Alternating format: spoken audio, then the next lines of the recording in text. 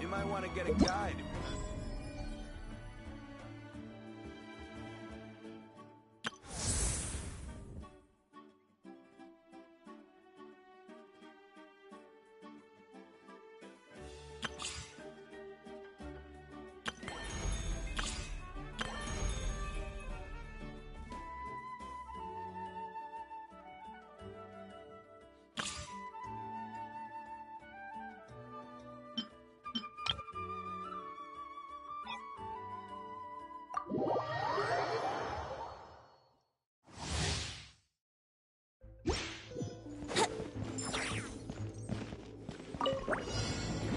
Let's play!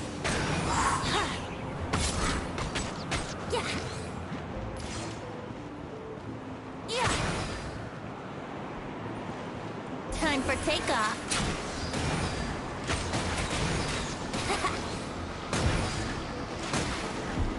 Yahoo!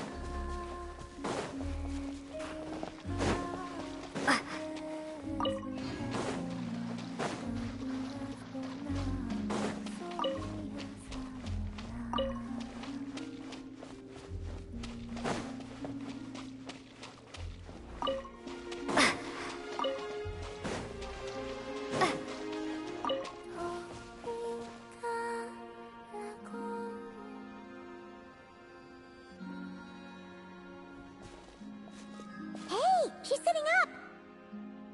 Is me sitting here a rare sight? No, we just thought you'd be resting. Perhaps I would have been, were it not for the sudden arrival of some unexpected guests. Not that I consider it a disturbance. After all, you are the only ones who are free to enter. Would it not be a little unfriendly of me to lie down while we speak?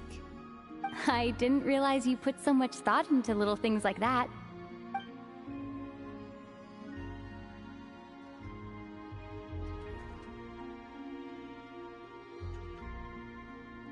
Only sometimes. There have been moments lately where I think about you and your companions. They are warm, mysterious, and cozy memories. Very few of my past memories are anything like that. They say that travelers return home bearing bags full of souvenirs. But my luggage was empty, and I believed it would stay that way. Return home? So, you're still planning on returning to the moon? Yes. This planet continues to reject me, reminding me that I do not belong here. If I remain in Teyvat, there will come a day that I disintegrate. And I don't mean reduced to dust, or turned into food for the flowers. I mean, I will cease to exist entirely. Alright then. Well, we're sure gonna miss you.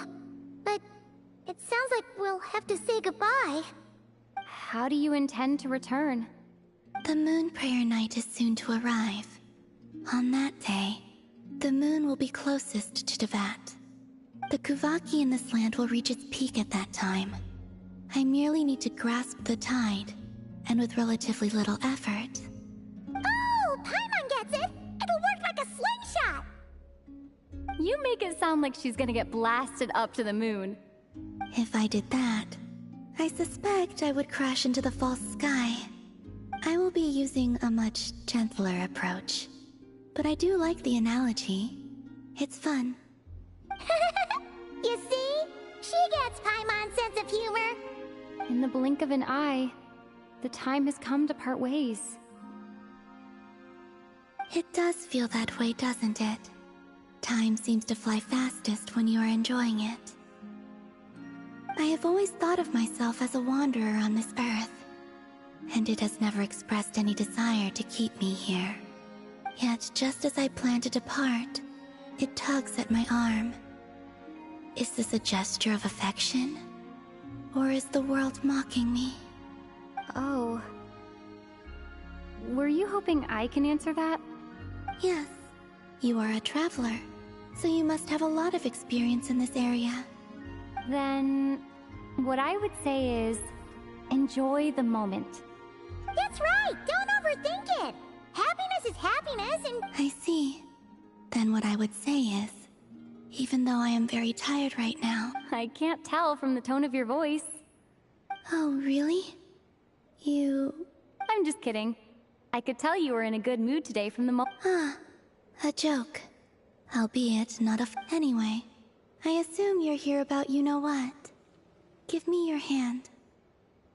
Actually, it's not that. Oh. Then, do you still want to... Sure.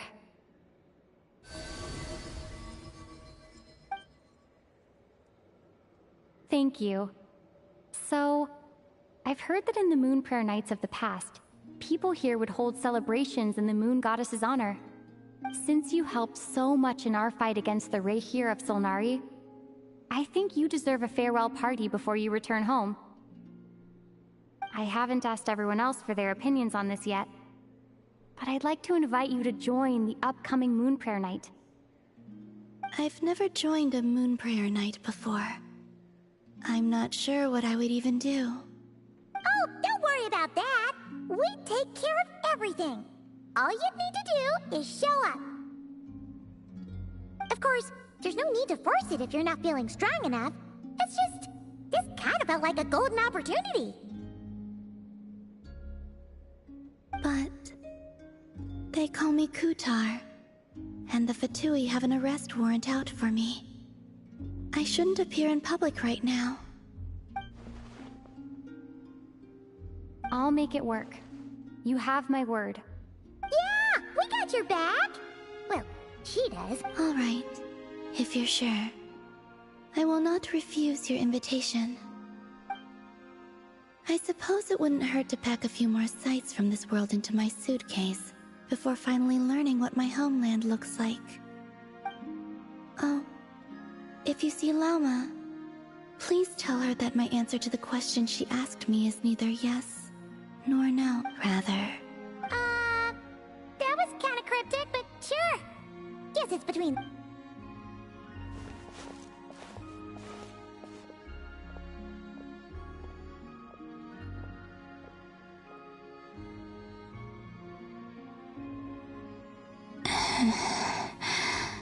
And also...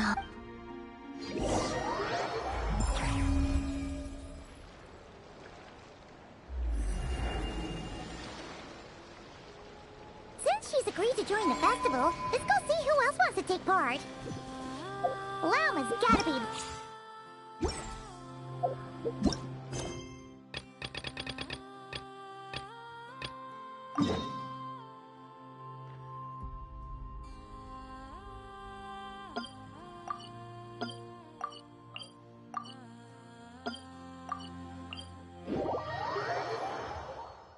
Also, what exactly is your plan to keep her safe?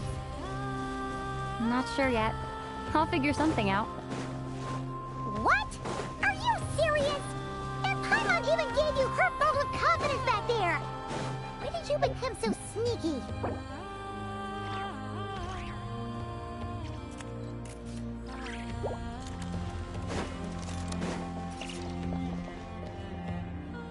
Hey, Llama! It's us! Huh? Varka? What are you doing here? Beats me. I had a bit too much to drink last night, and when I woke up, I was on Hisi Island. Mr. Varka is helping to oversee Nasha Town's preparations for Moon Prayer Night. He is here to go over some details regarding the decorations and custom cloth designs. Right, yeah, that too. What do you mean, that too? Yes. Celebrating this festival is a long-held tradition here in Nodcry. On this day, the crescent moon at the top branches of the verdant crest turns into a full moon, and the moon prayer blossoms bloom with a special radiance.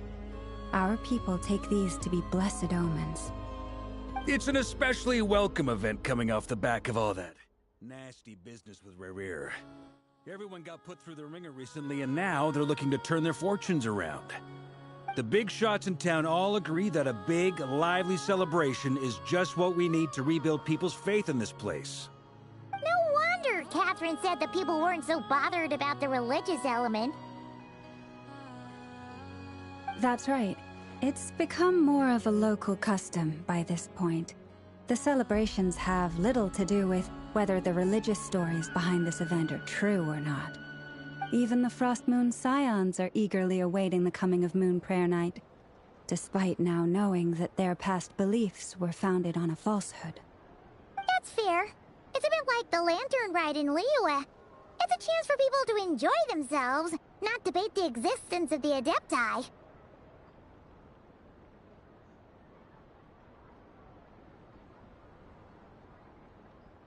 That's fair. It's a bit like... Oh, one other thing! We just went to see Columbina. We went ahead and invited her to take part in the festival this time. Hope it's okay.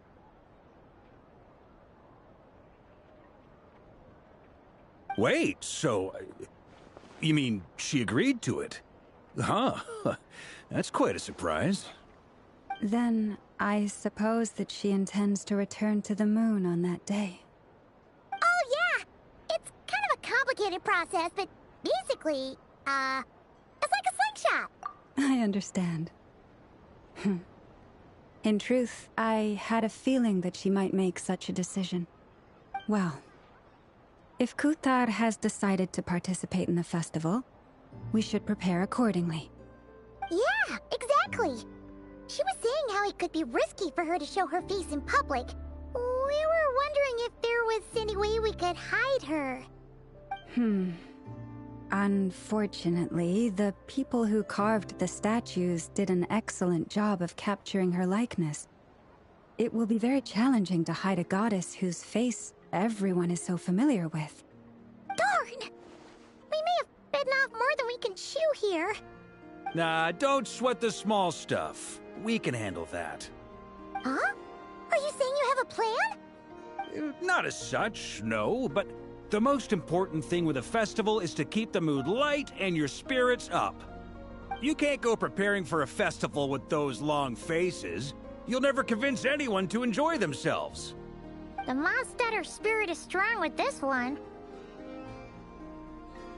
As it happens, I agree with Mr. Varka. Let's start by making our appreciation for Kuthar the beating heart of the festive atmosphere. And who knows? Once we get the ball rolling, perhaps everything will just fall into place. Hey! Did you catch that? Llama said the thing!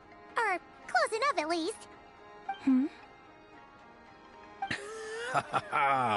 I'm looking forward to the Moon Prayer Night already. We have a festival in Mondstadt called Windbloom, and you can always tell which couples are celebrating it for their first time by the smiles on their faces. Big, beaming smiles like their whole face is glowing.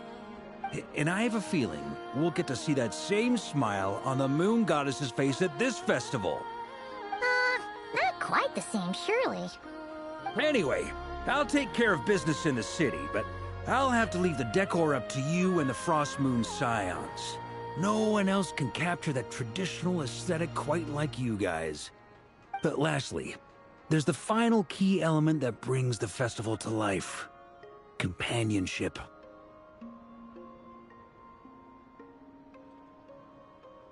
Before you leave, let me show you something. Also, I have some further questions about Kuthar's decision.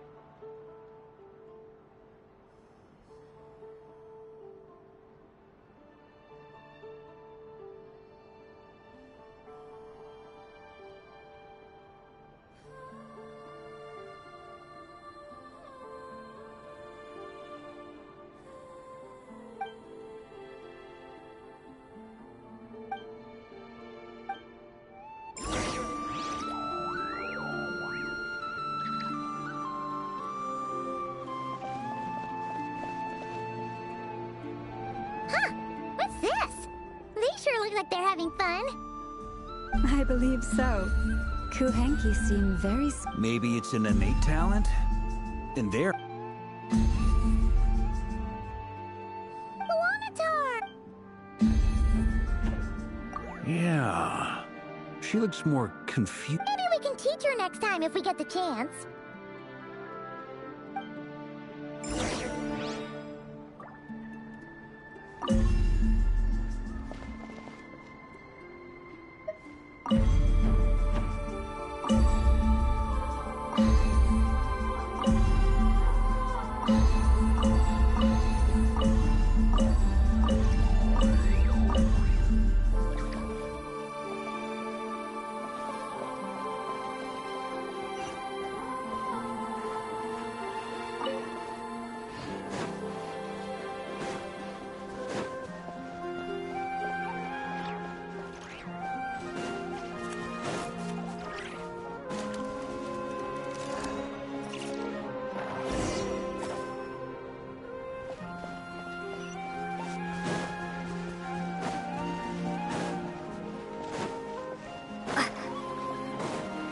What are these floaty things?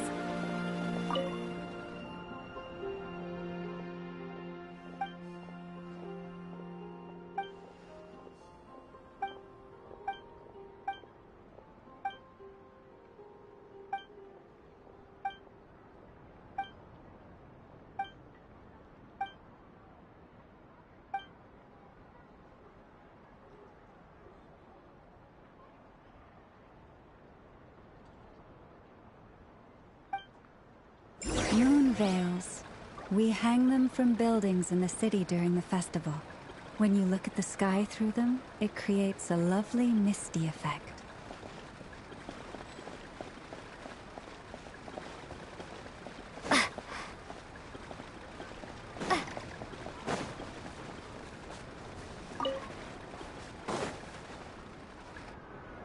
Everyone seems hard at work. They are preparing items for Moon Prayer Night. For instance, the sculpture being made over here, Mr. Varka and I were just finalizing the details of where it will be placed. Ah, there she is. I didn't know the finished article would be so large. Not to worry, though. All the necessary arrangements have been made. Just let me know once it's ready, and I'll get some people to ship it over. You have my thanks. And over here... Oh, look at all these colors! It looks great! Can Paimon try one? Of course. You bet! Sweet! If you... There will also be verdant... The timing of Moon Prayer Night is not complete as such. The wait itself is a fun feature of this particular festival.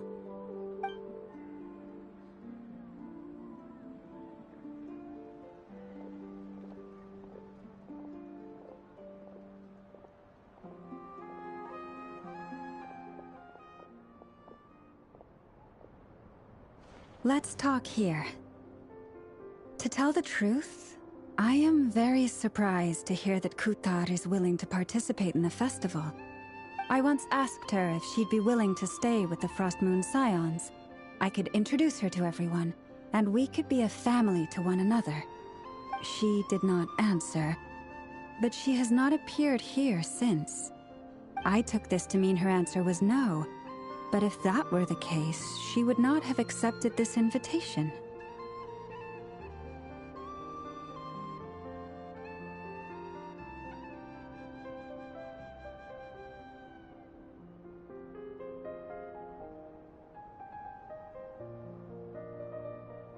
Ah. I see. Maybe she is right.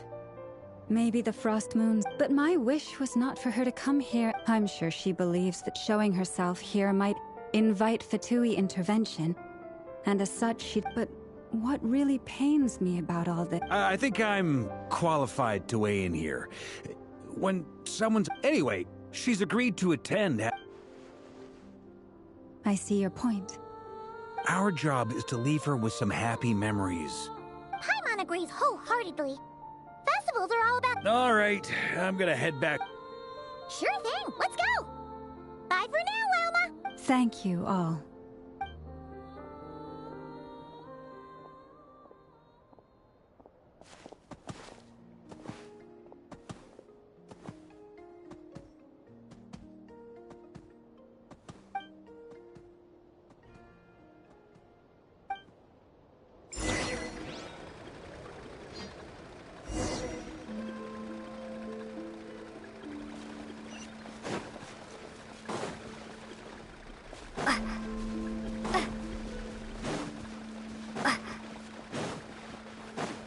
Huh?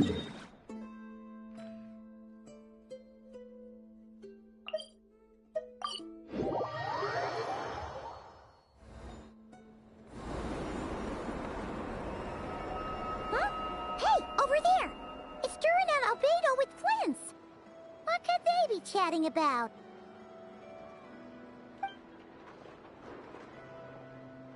Your guess is as good as mine.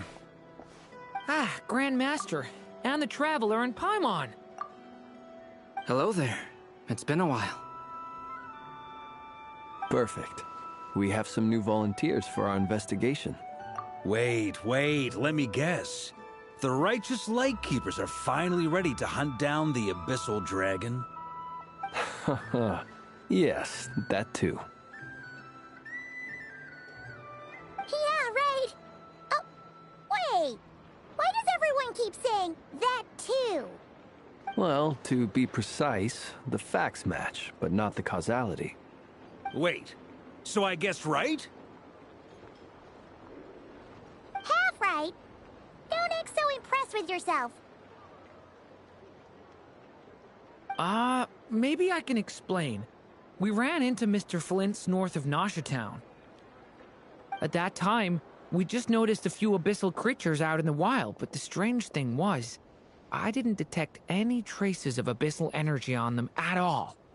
On closer inspection, we realized that they were not real monsters, but something akin to reflections in the water, or perhaps a mirage. Huh? What do you mean? Like, you could see them but not touch them? Exactly. It was very peculiar. They roared and tried to attack us, but we could not make it. I think I've heard of things like that happening in Nodcry before, but I don't know much. Yes, it's a known phenomenon.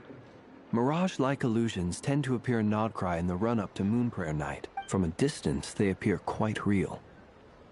I myself thought that Misters Durin and Albedo were locked in battle with abyssal monsters when I first arrived. But after sharing intel and investigating a little further, we can confirm that these illusions are harmless. All the Mirage stories I've heard are either animals, rocks, or small houses. Abyssal monsters, though? It's a first for me, too. So I'm planning to look into... What about you two? Alice contacted me a few days ago, but we lost contact. We don't know when the wind will blow. Yeah, that tracks. Okay. Well, I suggest we investigate... Right? Let's go see what she knows. We can invite her.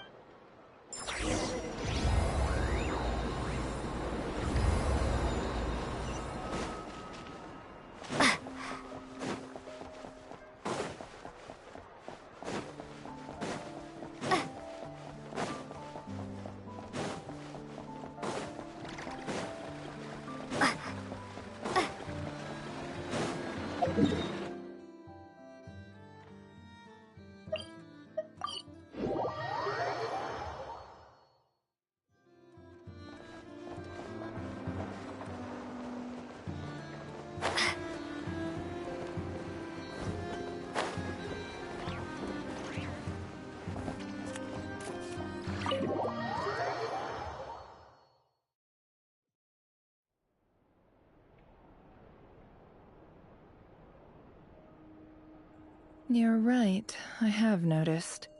There's certainly something a little fishy about this situation. Only a little, though.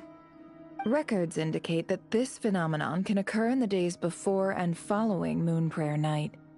That said, it has always been a rare sight in the past. The odds of encountering these phantoms are similar to looking up in the night sky, happening to see a shooting star, and managing to make a wish before it disappears.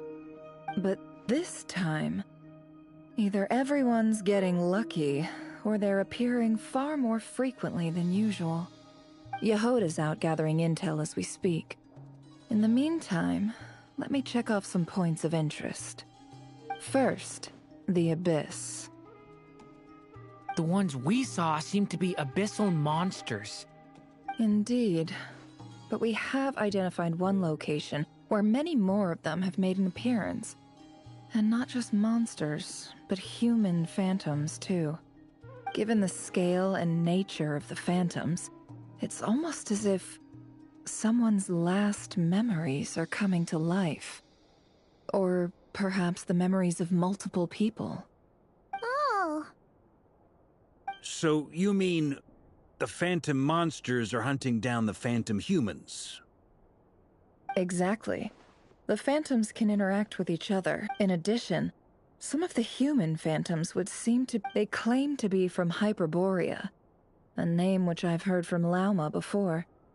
If this is true, it means they must be from 6,000 years ago. Did Paimon hear that right? 6,000 years?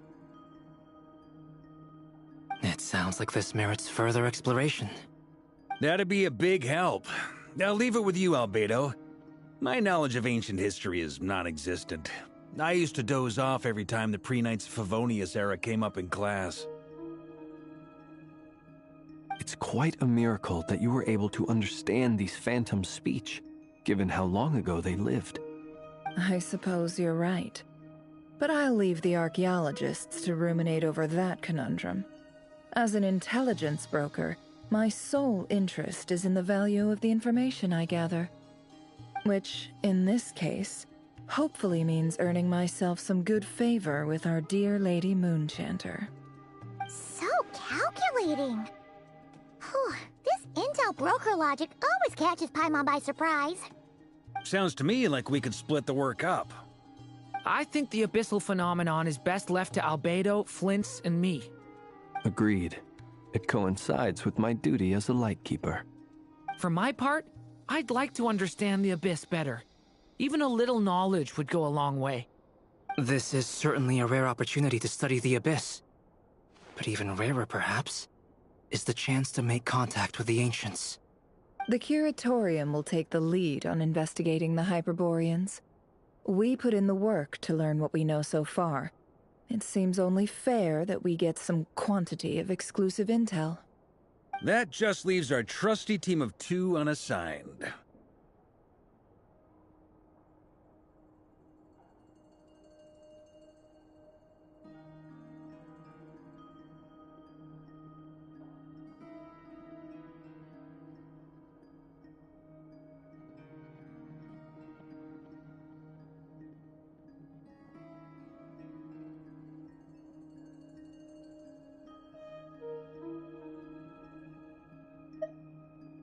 Since you became an honorary knight, of course. This was part of my grand plan all along. Ha ha ha! Oh yeah, by the way, we managed to convince Columbina to come to the Moon Prayer Night celebrations. Would you and Yehoda like to join too? She agreed to that? Huh. Quite an achievement. Never underestimate the traveler, I guess. I'd be happy to join. No point shutting myself inside when the streets are all decked out. I doubt any clients will be visiting during the festival in any case. And Yehoda loves a party, so I'm sure she'll jump at the opportunity. No. No. No. No. No. No. No. No. No. No. Way to contradict me in front of... Wait. No, that's not what I have bad news, boss. So many people. All right, everyone inside, quick!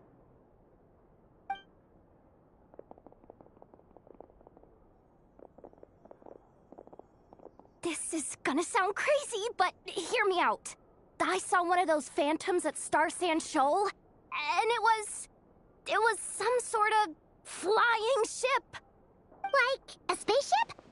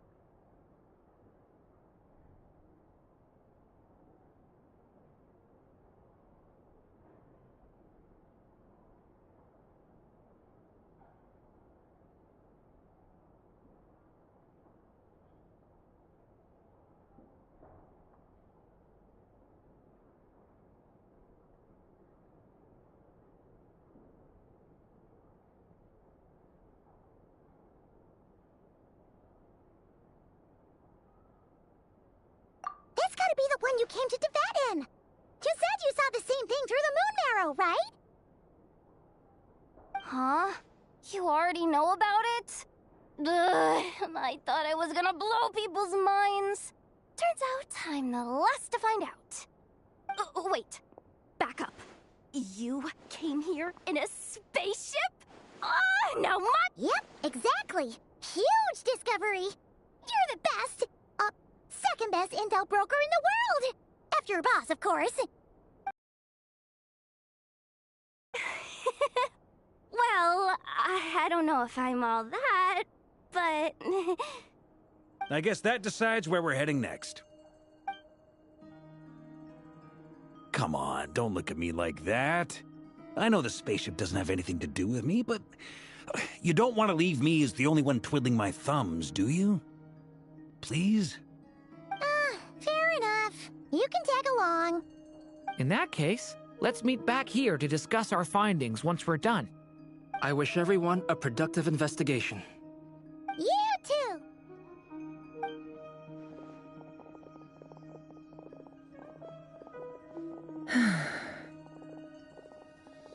What's up, boss? Aren't we gonna head out? Tell me, Yehuda, when did the curatorium start giving out intel for free? Oh, sorry, boss.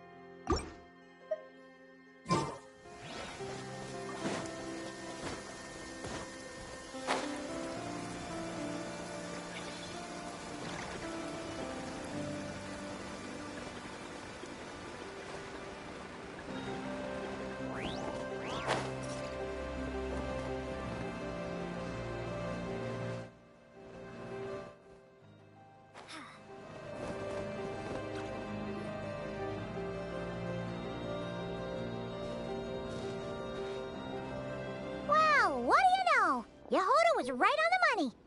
This Phantom really is your spaceship. But that's so weird.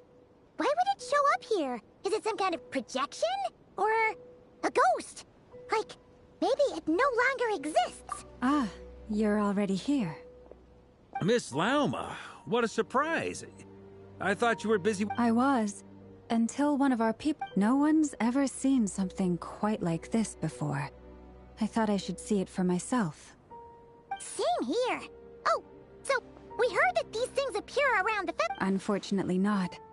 We have very... The most we've been able to Yeah, seems like that's all we can do. This is all... Allow me to lend you a hand.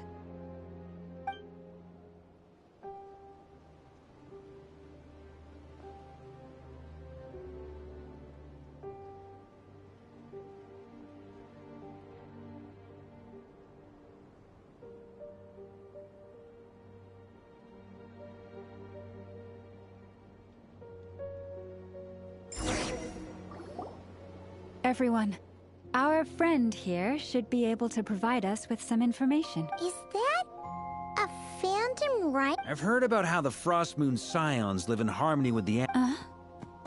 Okay.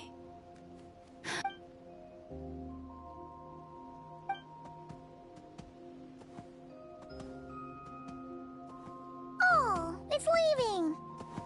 It appears to share our curiosity about this giant spaceship, so I asked it if it wouldn't mind it. In return, I told it about some nearby spots where the wild fruit grows abundantly. We may live in a different era from these phantoms, but I trust that the terrain, let's give them a moment and hope for the best.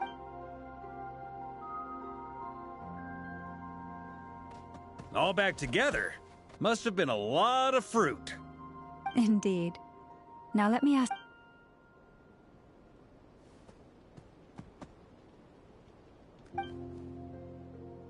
It did find a lot of wild fruit. Enough for them to feast for a long while. This puffin circled in the air several times, but did... Huh. Well, it definitely makes sense to get a... Indeed. Other than that, I was also thinking that the... Oh, I get what you mean. The wild fruit exist in... Good point. Great thinking, Lauma. Blunthorn rhinos can use kuvaki to shift great rocks. The sniffer mole tried too, but despite being a skilled digger, it could not... They say that the spaceship looks robust and undamaged. So, just like us humans. Yes. Still, we are grateful for all your efforts, dear friends. Now go. I've noticed some other human phantoms gathered nearby. Come on.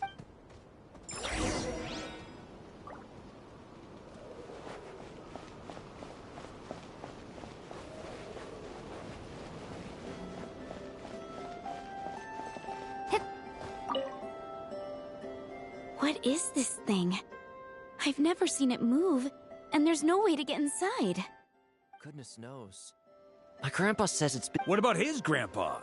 Did he say anything to your grandpa's grandpa about it? Huh? I don't know. In all likelihood, it was here back then, too. Guess that means that as far as they're concerned, this ship's been around a long time.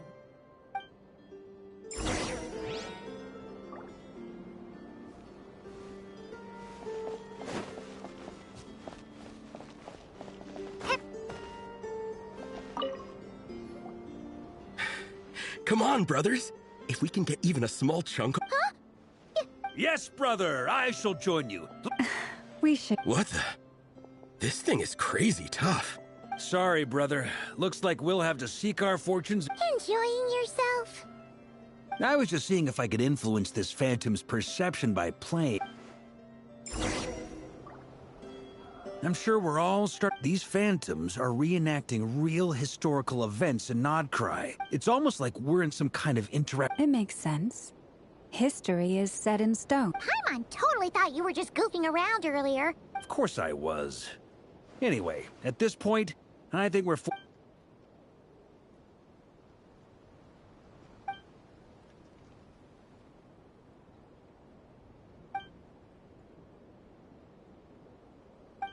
Don't be discouraged.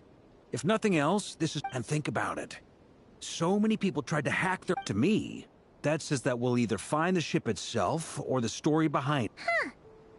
Every now and then, when Varkic... I wonder how the others are doing. Sounds good. Also... Wait! We have... Am I in Team Knights of Favonius as well? You're very welcome to join.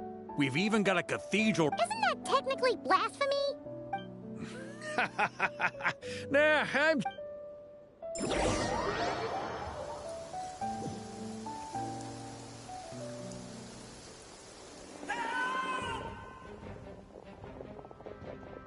Oh, no! Get away! Oh.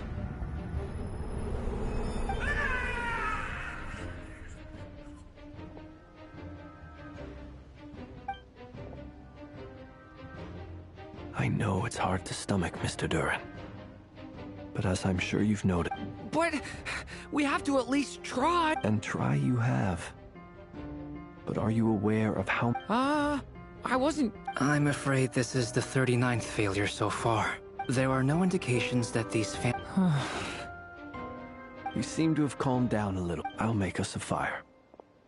You should rest and have some water. Feeling any better now, Mr. Dur? May I ask a few questions? Be my guest. What exactly are we witnessing here? My guess would be that we are seeing Nodcry during the Conrian Cataclysm. Would that be Conria? That is correct. As you know, once the Abyss senses even the tiniest... There was a time in the distant past when it permeated all of... Then 500 years ago. I see. In the face of the abyssal onslaught, all were like grains of sand. The moment you witnessed is but one drop in a whole ocean of catastrophe. All right. I guess that answers my second question, too. I wanted to know why there's no... That would be my guess as well.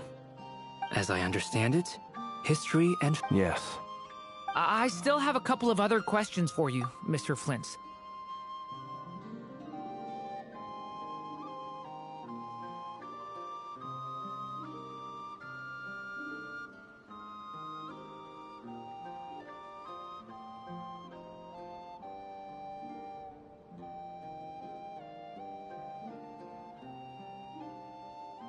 You mentioned more than one abyssal disaster that has struck this land in the past. How can you be sure that what we're seeing is from the Conrian incident? And also, how are you able to stay so calm when you're talking about these events? From everything I know about you, you're not cold or ruthless, and you're not indifferent to the suffering of others. Alas, I am forced to show my age. I must be 600 or 700 years old by human measure. Wait, so you... One is not easily moved by history when one has witnessed the truth firsthand. I'm sorry. You needn't apologize. Your passion is a good thing to have. Treasure it, because someday you may find it in terribly short supply. Now, at the risk of offending you, I have a question in return. Your curiosity toward the Abyss, is it born from hatred or because you sense its call? I only ask because I kept a fragment of Rarir's body in my lantern for a short time. Specifically, his heart. So I know what a burden it can be to carry the Abyss with you. And I hear its power growling from somewhere within you. In my eyes, your mere existence is a miracle. My honest answer is... I don't know. I don't think I have the confidence to say for certain. What I will say is the Abyss is not the only issue that haunts me.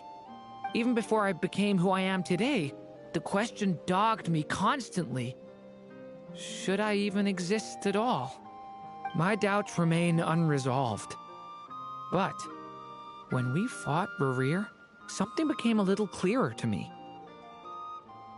Sometimes it is the darkness within us that allows us to achieve the impossible. I certainly got the sense from your 39 attempts that you were trying to achieve the impossible. It sounds like you've resolved to see the truth for yourself. Absolutely. In that sense, he and I are quite similar. Then I wish you every success. I look forward to the day of your transcension. Well, if everyone's caught their breath, I suppose we should head back. Oh, and one last thing. I'd appreciate if you kept our discussion about history a secret.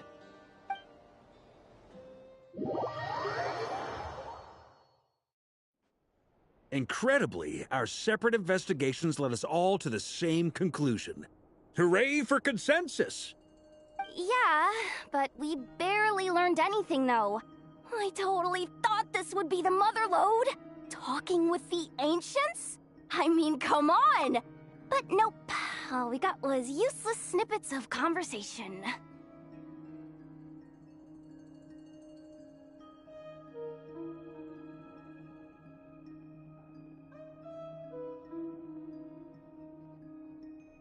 And all this stuff about moons and hyperopia.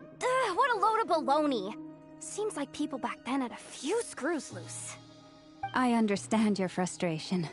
We found the same issue. Each phantom only showed a very brief moment in time. There isn't much value to be found in these miscellaneous fragments of a civilization's history, no matter how glorious it may have been. If there's a silver lining, it's that these phantoms are harmless to the present reality. They shouldn't get in the way of the festivities. Paimon agrees. And not just because it's the first thing she understood in this whole conversation. You look disappointed, Nefer. Is something the matter? What do you think? We all worked our tails off. Well, please do share the Hyperborean records with me. I will gladly inscribe them in our people's documents. Oh, duh! Yeah! That was it! Hyperborea! Hyperborea. I'm serious. Only an expert in the Frostmoon Scions and their history can turn these records into valuable research material. The alternative is to let them gather dust on the Curatorium's storage shelves until the pages turn yellow. Nefer, you're wise enough to know that Well, that goes without saying. Huh? But didn't you say we aren't supposed to give out intel for free? Now is not a good time to push Nefer's buttons. Anyway, back to Moon Prayer Night. You mean a parting gift? Can't go wrong with food. Although, does food go bad on the moon? Perhaps a lantern would be a better choice. It might be dark up there. It could prove difficult to light a lantern on the moon. What about a clockwork mecha model from Fontaine? I've got a whole bunch at home. I use them for fighting practice in my free time.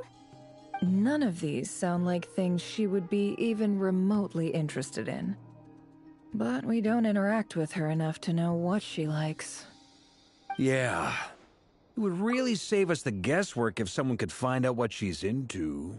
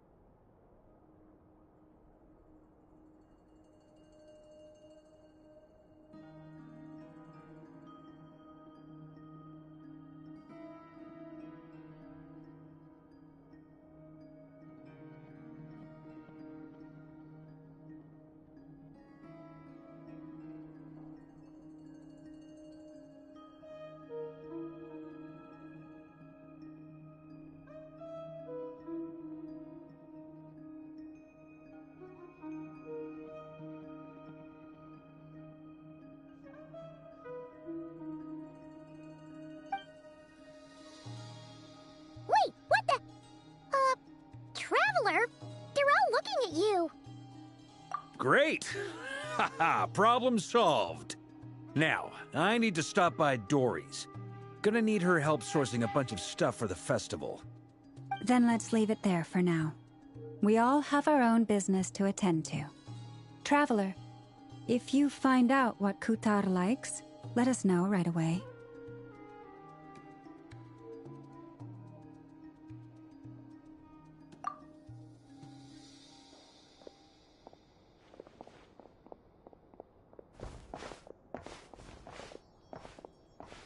Is something the matter?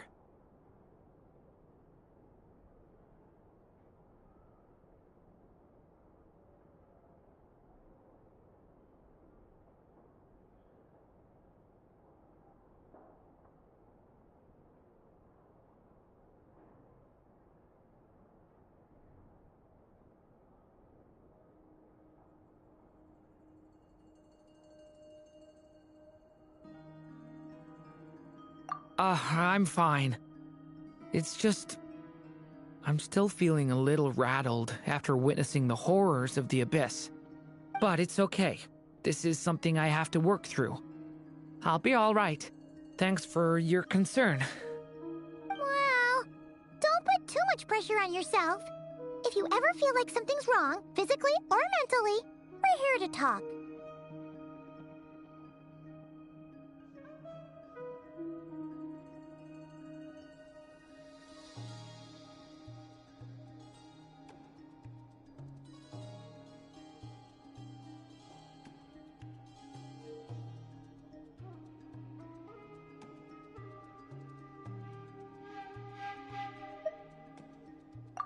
Come on.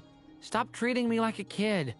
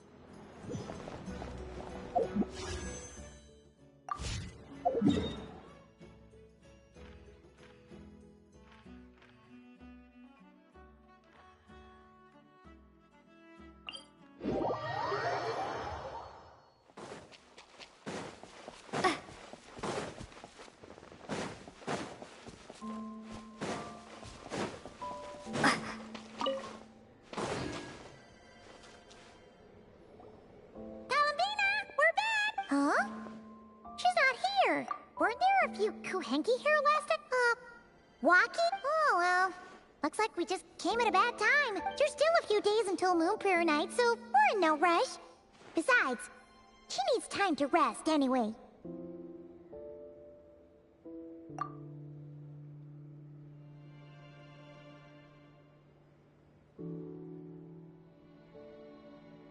Kalamina! Are you back yet? Oh, how strange. Looks like she still isn't here, right? It's not like her to spend so much time out. What about Luanatar? Luanatar? Hey! Do you know where Kalambina went? Sorry, didn't understand. But if you know where she is, could you take us to her?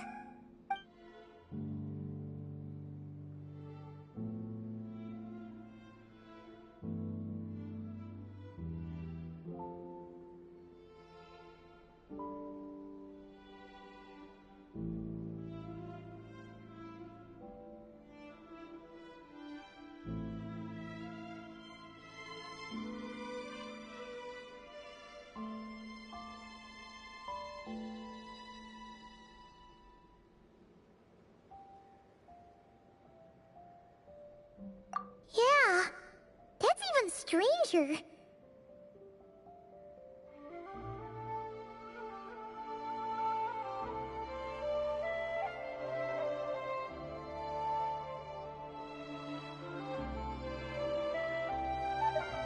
What about them?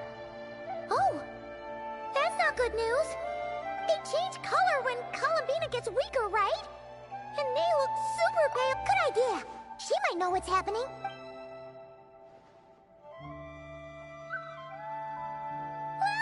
Ah, it's you. How is Kutar? Is she okay? No, she hasn't. I came here to check on her after I noticed the flowers had changed color. Based on past precedent, she must be very weak. Not to mention that she doesn't do that at the best of times either. No. Very few people are in the know about Kutar's whereabouts. Come on, let's go to Nasha Town. If anyone had— Makes sense. Let's go.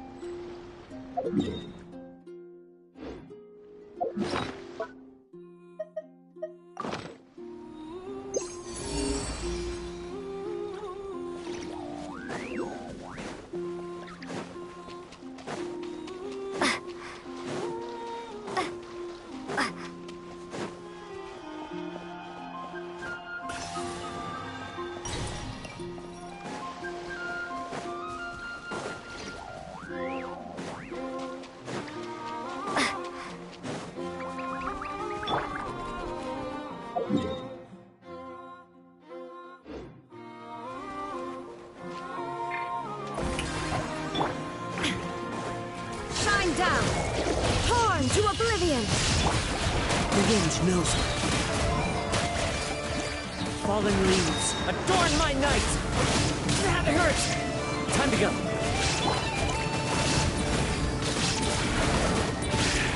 Illusion shattered!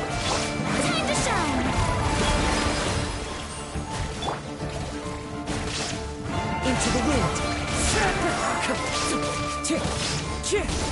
Stay focused! Shower me with praise!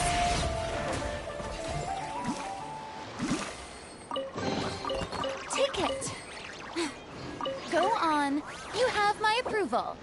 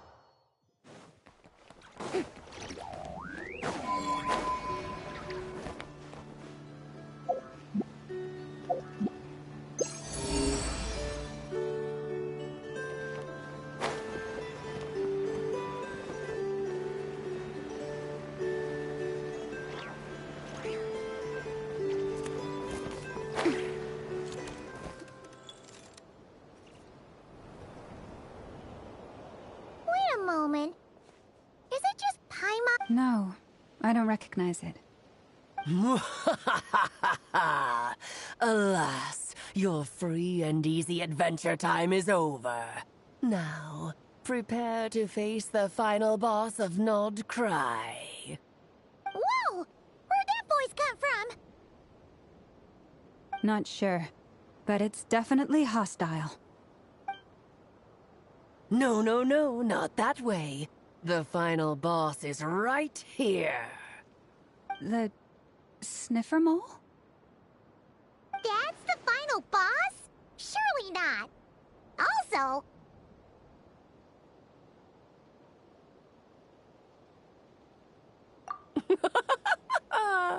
Okay, the jig. It seems I've managed to leave quite an indelible impression, even though you've never seen my face. Ah, nothing could make a great maid more pleased with herself.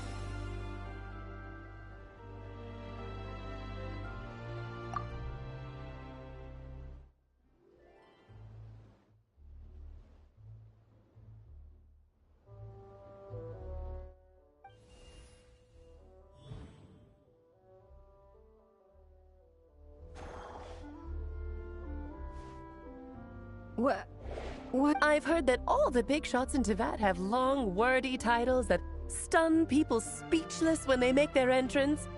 Unfortunately, none of them are affiliated with the Hexen Circle, and we ourselves keep a very low profile. The notorious name dropping, so that didn't stop me from coming up with a title anyway. Alice? It's really you this time? Not a lantern or a dodo but Alice in the flesh? Ah, that's right. So, what do you think? How does it feel to find... You look like... Oh, that's the first thing you thought. A little surprising, but that actually makes... Because that means that when Klee grows up, she'll be just as stunningly beautiful as her mother. So she's a friend of yours? I see. Madam Mage, that was... It's okay, Lauma, don't force it. Paimon will do the honors. This is Alice from the Hexen Circle. She's a friend of ours. That's right. She's a good person, just kinda... Well, what is the human heart if not unpredictable? Hmm? If we could not do as we please, how would we differ from machines? I am Lauma, Moon Chanter of the Frost Moon. Oh, I know.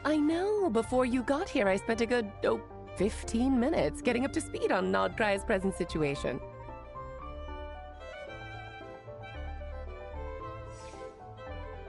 In other words, I've read the whole in the last episode part, so we... Fair enough. Well, Miss... He'll get used to it. Paimon sure is. So anyway... Oh, I thought I told you already. This time, I'm the final boss. And what a formidable foe I shall be. Powerful, confident... Oh, drat! My one weakness, and you found it in an... Thus falls the why are you playing along with this nonsense? For funsies, of course. What's wrong, Paimon? Are you disappointed in me? Am I a gigantic letdown? No, it's just... You seem like a busy lady. And this is the one time you've shown up in person. Paimon figured it would be for something more high stakes than just goofing around. You're quite right. I'm here in Not Cry because something big happened. Something big enough it caught the attention of the Hexen Circle. It concerns the 3 moons, Tevat's borders, and of course... kind of. Why don't we discuss this over a pot of tea? My main reason for coming on this trip to Tevat was, of course, to have some fun. But I do technically have a job to do as well. Namely, maintaining the stability of Tevat's borders. I'll skip over the complicated parts, but to sum it up, abyssal energies are all that lie beyond Tevat's border. We'd find ourselves in a real pickle if they ever made it through. And the phantoms you've been seeing are a sign that the border has been disturbed. Ah, no wonder they tend to show up around Moon Prayer Night. Is it because the real moon is now so close to us that its power can cross the border? In part. but only a negligible amount passes through. Just enough to influence the verdant crests and so on. And as you've noticed, there has been an unprecedented number of phantoms appearing this year. The influence of the moon beyond the border cannot explain this. No, there is another far greater factor at play. The trilunar syzygy. A trilunar syzygy. Eons ago, before the heavenly principles came to Devat, it was the then 3 moon goddesses who controlled the laws of this world.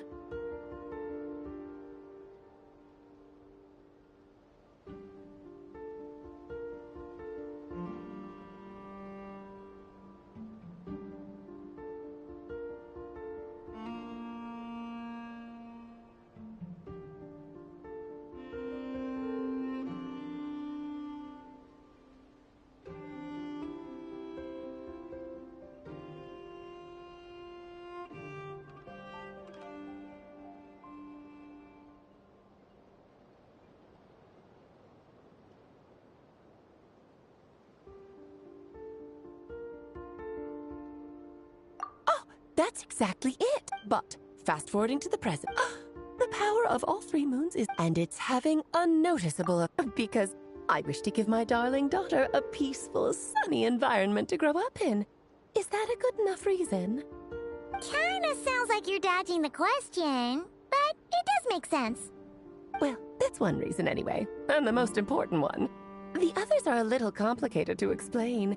For instance, cleaning up after dearest Miss R. Albedo could tell you more about that if you're curious. But right now, I have a more important question to ask you. Why are you collecting the moon marrows?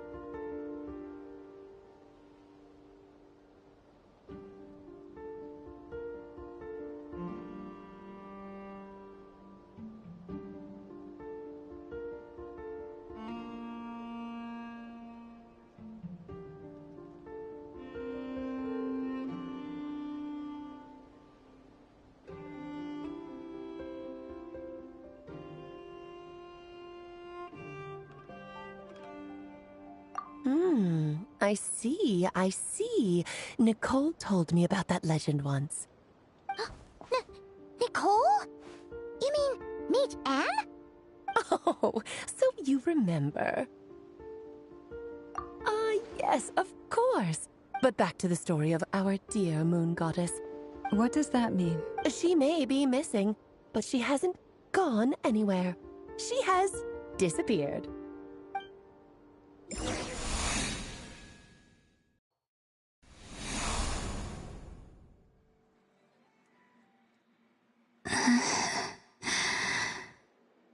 My body is so heavy. Wait, no. It's my mind that's heavy. My arms and legs are as light as a feather.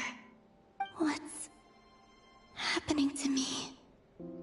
I feel drowsy, like I've been asleep for too long.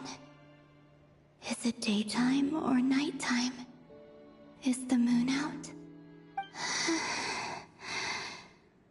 I think I'll go for a walk.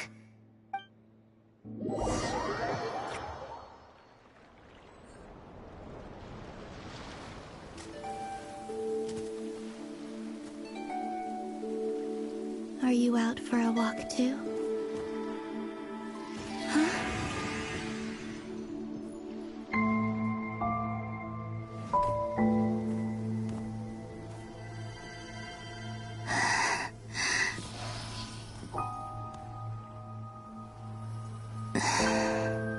The day has come at last.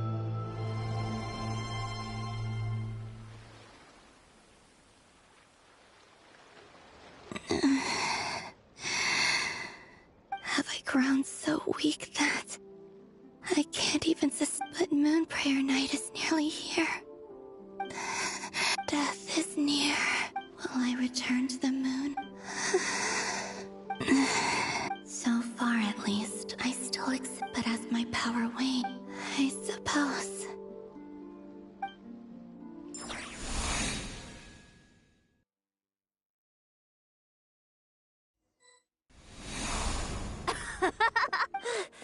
Wait for me! The Frost Moon Enclave. These decorations, there's... It's times like this when... How fascinating. I've never had the in the past. People would get so... Karina! Lametti! Coming! I want...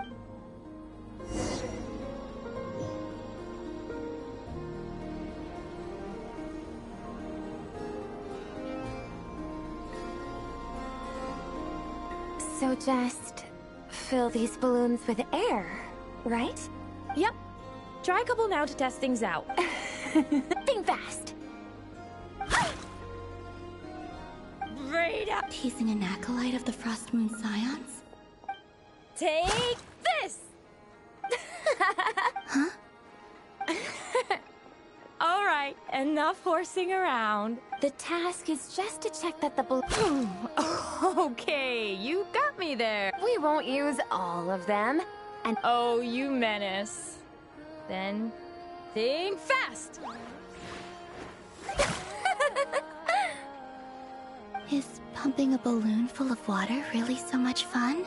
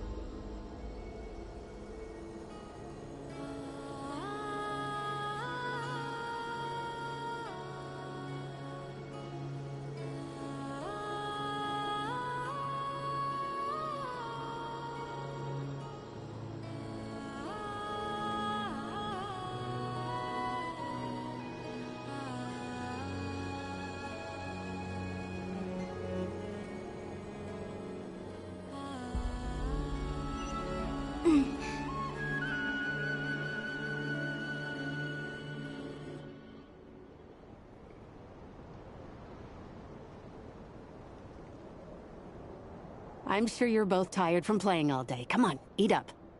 A plain, humble meal.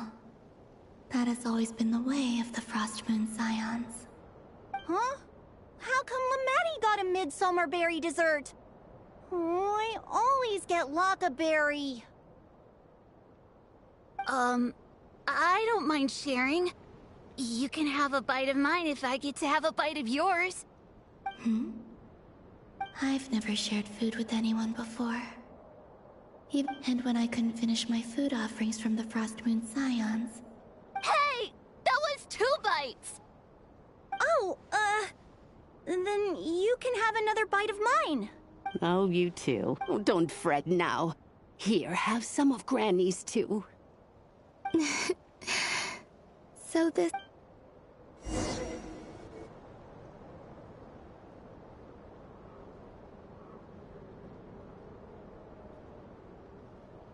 I'm seeing so much that I'd never usually... It's nice. What a rare opportunity. I think I'll go take a look around Nasha Town, too. Maybe the...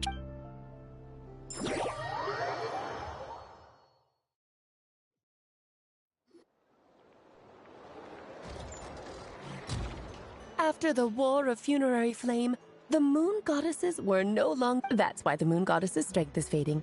She cannot withstand the world's rejection of her. To be more pedantic about it, the Moon Goddesses did something to offend the heavenly principles, and that's why, theoretically, speaking so candidly should put me in their... Anywho, the Moon Marrow energies were but a drop in the bucket for her, and that Fortunately, it happened close enough to... What do you mean, fortunately? Oh, what a headache. I thought this was all common knowledge.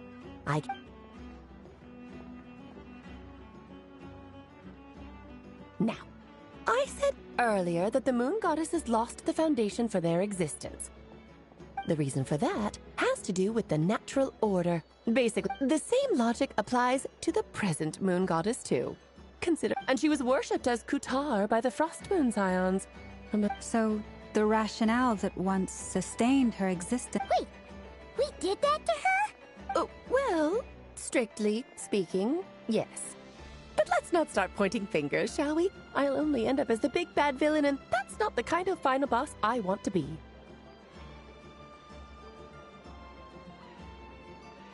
Of course I do. I'm only the great... Now, if you wish to find your Moon Goddess, there are 2 problems we need to... Firstly, we'll need to strengthen the connection between her... Strengthen her connection?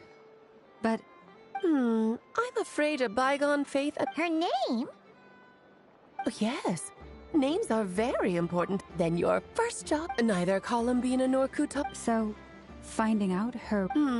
Yes, I know it sounds like a small step. The second problem is with her plan to use the Moon Marrows to return to the moon. Given her current condition, she won't be able to provide any, but no need to fret. Nicole's the Wait, Mage N is going to... That means we've got 2 hexes Actually, this is... Like you said, I'm a busy lady, so I can't stay for too long. I'll have to return to Tvetsport. That's the upside you get for looking out for my little Klee. Hopefully that will incentivize you to carry on keeping her company in the future. Anyway, jokes aside, you'd better get moving. Oh, I suppose I might as well tell you where Nicole is before I leave. Off you go now. Time to meet your new friend. Oh, yes, and a little suggestion. Don't forget to... What? I wonder how Durin's doing. I should really go see him before I head back. You really are... I most certainly am. There's so many children I have to keep tabs on, just in Mondstadt. Durin, Albedo, Venti, Var... Klee didn't make the list, huh? Of course not. Klee is my pride and joy. I have no... Yeah. Klee's a little angel. I'm glad you agree. Well, all the best. See...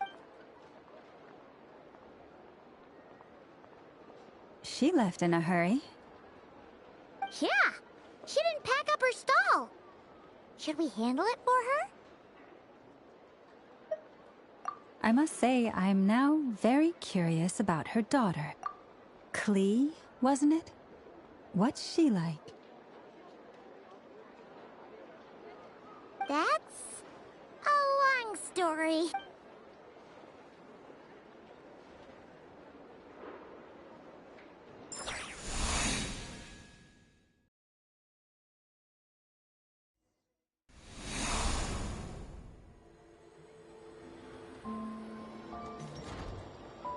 What a lively place.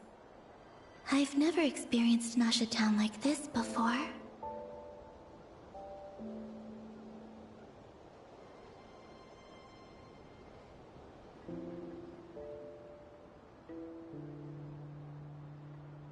Hey, you old geezer! Your hammer's— Who are you calling old geezer?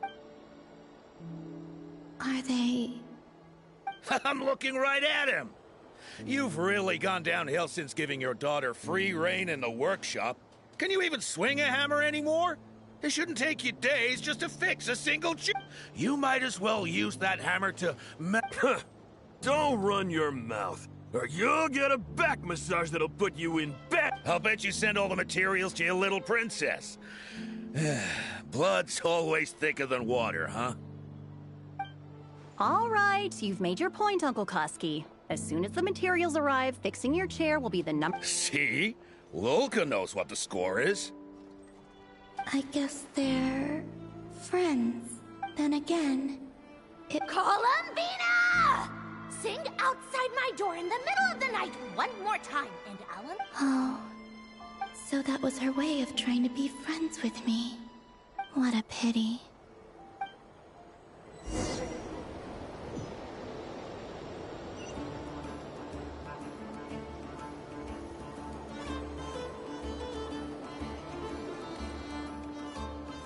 Hey, have you decided what to give her for Moon Prayer Night? I sure have.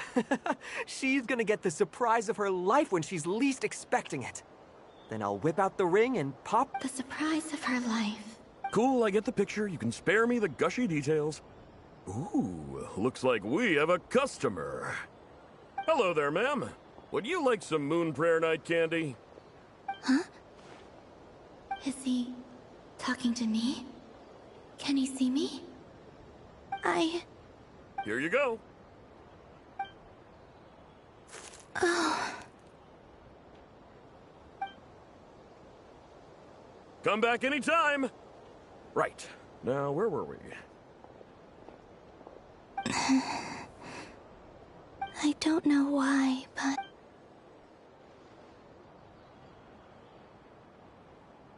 The most important thing right now is to find that mage. This name thing seems super important too, but where do we even start looking?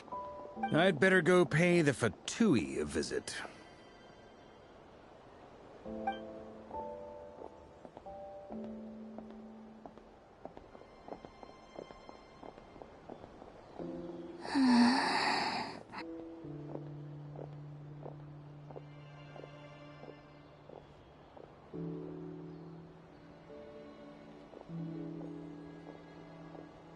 Columbina?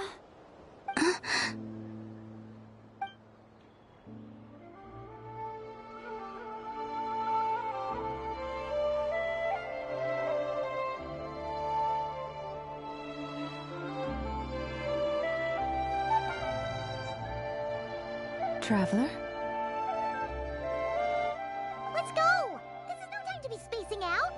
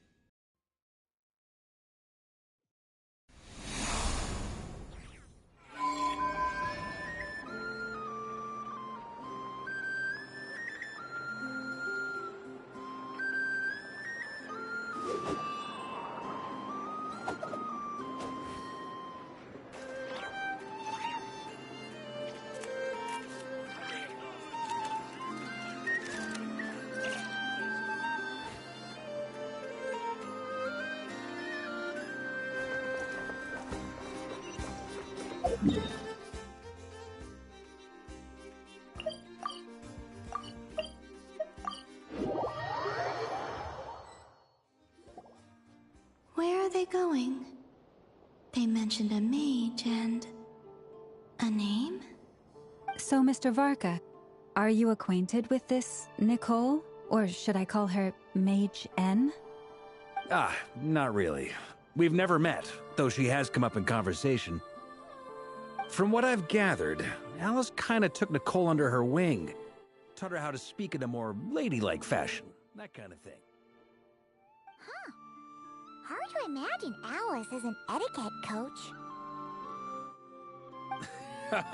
Yeah. Alice is a larger-than-life personality, I'll give you that. But then again, that's why she's able to draw such an eclectic mix of people into her inner circle. If I remember correctly, being an interesting person is actually one of her main entry requirements. So, if you ever wanted to join the Hexenzirkel, I'm sure you'd both be eligible to apply. Hey! Don't go around making promises on Alice's behalf! I wouldn't dare. I'm just trying to paint a picture of the Hexenzirkel for you. Okay, sure. Anyway, since none of us have ever met Nicole, how are we supposed to find her? We can't just go up to every woman in sight and ask, "Hey, are you Nicole?" Maybe something she's wearing will give it away? Like, a windbloom pinned to her chest or something. Wait a minute. Alice never said Nicole was from Mondstadt. Oh, true.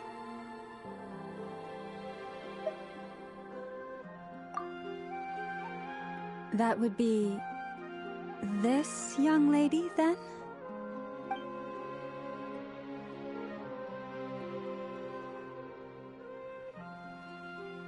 Hey there! Sorry to disturb you, but... are you Miss Nicole? Varka, Knight of Boreas of the Knights of Favonius. Alice might have mentioned me before. Ah! Have we got the wrong person? Sorry. Well, this is awkward. When I shook my head, I meant, no, Alice. Huh? Where is this voice coming from? My apologies. For certain reasons, I am unable to speak. It might take some getting used to, but I hope you can understand. Hey, it's fine. I'm more shocked by the fact that Alice never speaks about me. I mean... As for you two, we have crossed paths twice before, but it is nonetheless a pleasure to finally meet you. It's really you! You're quite welcome. This time, things are different. We have reached the... Now then, allow me to formally introduce myself. My name is... No! Stop! Alice! I can't believe it! I had a whole speech prepared. I'd agonized over every single word. I'm so sorry about that. Alice took the liberty of devising some bespoke but I could have sworn I deleted all of the triggering conditions for it. This is a very different side of Nicole than what we're used to. Don't worry about it. We've seen that in... Please go on, Miss Nicole. We'd love to hear what you have to say. Huh? Will you all promise to forget that horrendously... Sorry, embarrassing. Yes, my name is Nicole, and I am one of the Traveler and Paimon should be no strangers to this concept. There is another of our kind. Right! Paimon remembers her. Yes. Well, I have retained more of... no. We'll be here all day if I get into the specifics. That's right. Is that something you can give us any... Yes, I do know a way. It began with the Hyperboreans, or maybe not. It shouldn't be an issue. I'll feel the Hyperboreans were humans I once aided. But despite accepting many blessings of the angels, many among, even after the War of Funerary Flame, they sought to contact the moon. But all three had passed... This mage has a unique method of communicating. Yes, but they did not know. After building titanic structures that consumed vast amounts of Kuvaki. But of course, They were gravely disappointed, for it was... Oh, that's such a sad... It is. Humanity was in a very sorry state at that time. Just a second, I gotta ask. How relevant is all this history to the task at hand? Well, I mean, it's... Okay, it's been a while since I've had the chance to speak inside someone's head. As soon as I got started, I lost control, and the words just flowed out like a waterfall. What I'm trying to say is... Right, yes, that's it. The relevant part is the ritual created by the Hyperboreans. The fact that they bypassed the false sky and saw the true moons implies that they successfully built a connection between Teyvat and the outside world. Which means, with enough Kuvaki and a sufficiently stable connection, it should be feasible to send one person over the border. Okay, so they built some kind of portal? Oh, yes. A portal. Yes. Is something wrong? You sound disappointed. I just didn't expect you to summarize it so well. It turns out I could have said all that in one word, if only I'd managed to think of it. No, please, it's fine. This is invaluable knowledge. I'll be sure to record and preserve everything in writing. Oh, really? Well, in that case, I suppose I could backtrack and add some more detail. I did gloss over a few things so far. Whoa, time out. Let's summarize what we've got first. The Hyperboreans were the last ones to use this method, right? So we somehow need to find whatever structure they built and make sure there's enough Kuvaki to power it up. Luckily, we have the moon marrow of both the eternal and iridescent moons, so we're all good for Kuvaki. Which means the key issue we need to focus on is finding the place. Am I right so far? Yes. Although, I expect the structure is long gone by now. That said, what if we could take advantage of the phantoms to travel back to a time when it still existed? Well, travel back isn't quite accurate. It's more like we'd be creating a handshake between 2 points in space-time. We wouldn't even have to pick a time when it still existed. It could just be a time when it still appeared in phantom form via projection, or we could project our own phantoms, fold them together, and...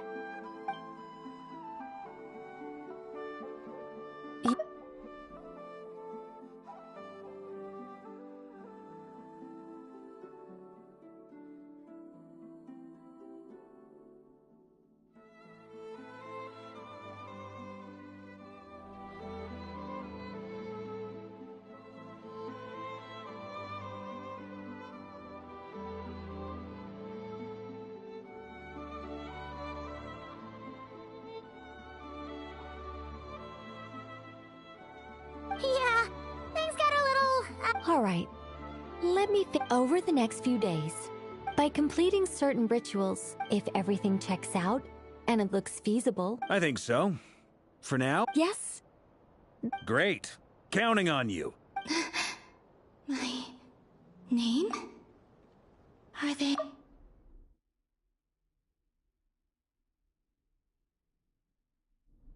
Excuse me, Miss... Go on, Miss Nicole. This conversation was a little all over the place. I am Lauma, of the Frost Moon Scions. Ah, I did wonder.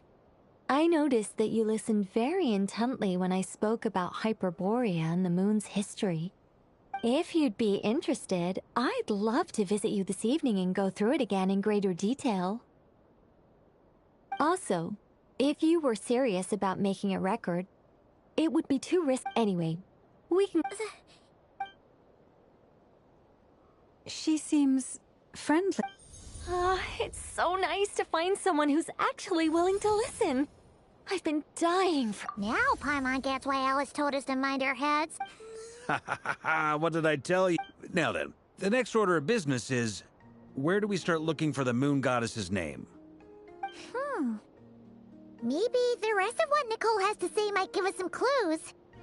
Once I've heard her out, I'll summarize the salient points and share them with you all. I'm also inclined to review our other documents. Yes, our faith was first established by our Hyperborean ancestors, but many of the more factually accurate records are from after Kutar's birth.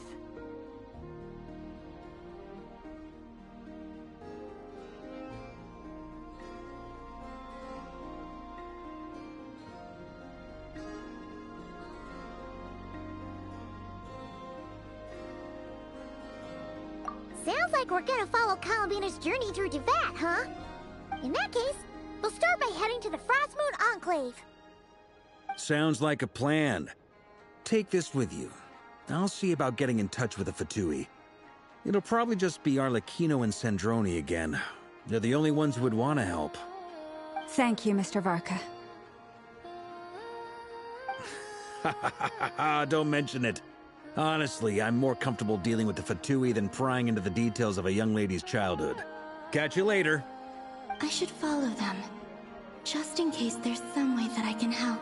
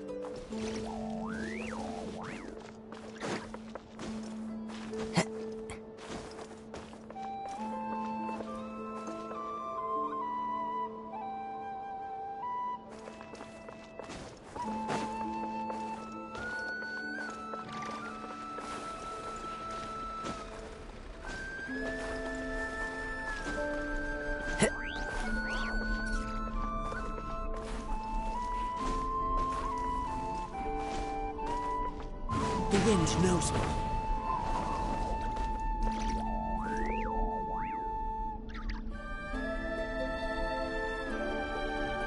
One with nature.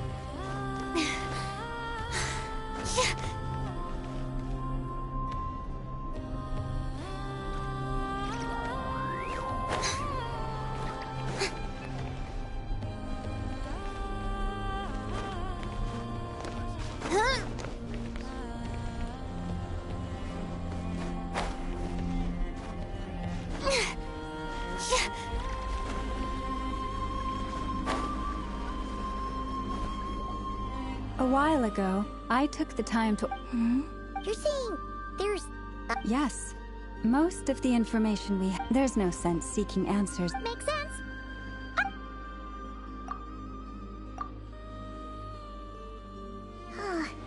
What we can gather from these records, I cannot fault them for their I imagine that none of it resonated with It wouldn't surprise me if, even back then, she had... Lama speaks the truth. When I heard them call upon Kutar with hope and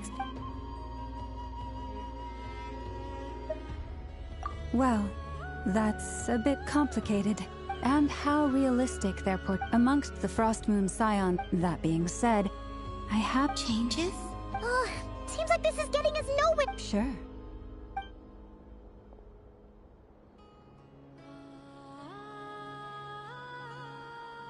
Exerting but a fraction of her divine might. Yeah, right. That doesn't even... The 3 moons are not but lies through and through. Only one moon has... The vast majority of ancient texts are filled with fanciful tales like these. I trust you understand my criteria a little better now. Kutar did not speak, merely gazing into the distance in silence. And where her gaze landed, this was her prophecy. Clearly, whoever wrote this text never even met Kutar. Otherwise, they'd know that her eyes are always closed. What about you, Traveler? What are you reading?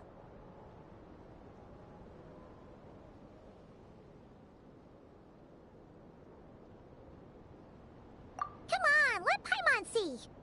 The child wished to build a wooden nest with which to shield the fledgling bird from the cold. But being so young and lacking in strength, the child could not snap the branches from the trees. Kutar was passing by. Upon seeing the child, she summoned forth the Kuhenki, who built a beautiful nest for the child. I remember that. Not knowing the meaning of Kutar's divine intervention, the child dared not to respond, and thus ran home to call their parents. But Kutar was gone. The Moonchanter declared the event a miracle and took the nest as a relic, placing it on high for all to see. The child was named as one favored by the god, yet no further miracles were bestowed. Huh. Any thoughts after reading that? Yeah. Columbina probably just wanted to join the kid in making nests. Ah. I'd originally considered this a fabrication, because Kutar did not perform any similar actions in subsequent records. But now that I think about it, it does seem like something Columbina would... She didn't know how other people would Yes. Oh.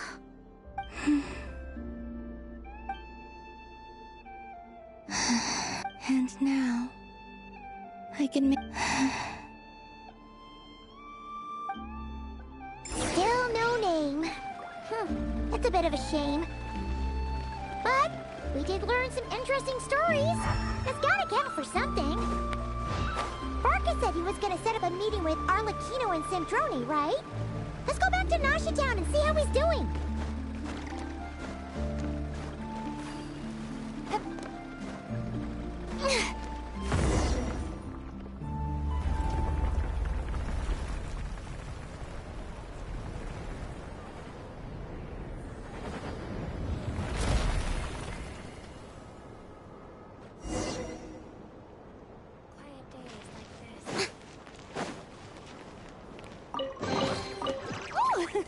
What a pleasant surprise! Truly an extra slice of joy.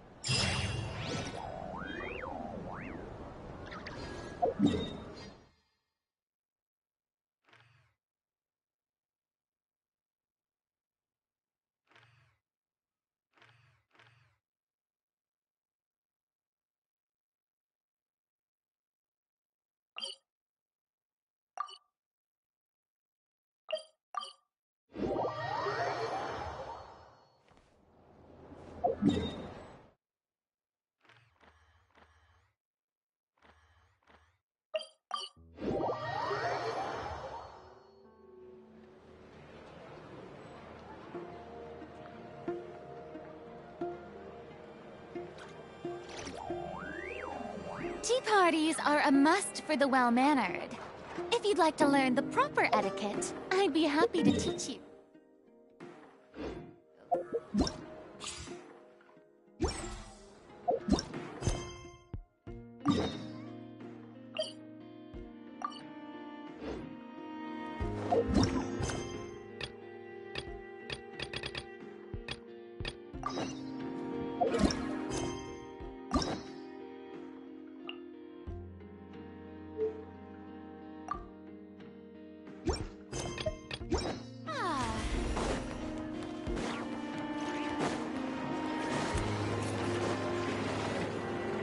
Let's see. There's Varka. Oh, and it's Durin and Albedo. Yeah, this is pretty much the same place we bumped into each other last time. Ah, so you've been waiting for us? Does this mean that you've already arranged things with the Fatui? Sure does. Now you're back, we can go meet up with them together. How'd your investigation at the Frost Moon Enclave go? Well, we didn't find out Columbina's true name. But apart from that, it went pretty well.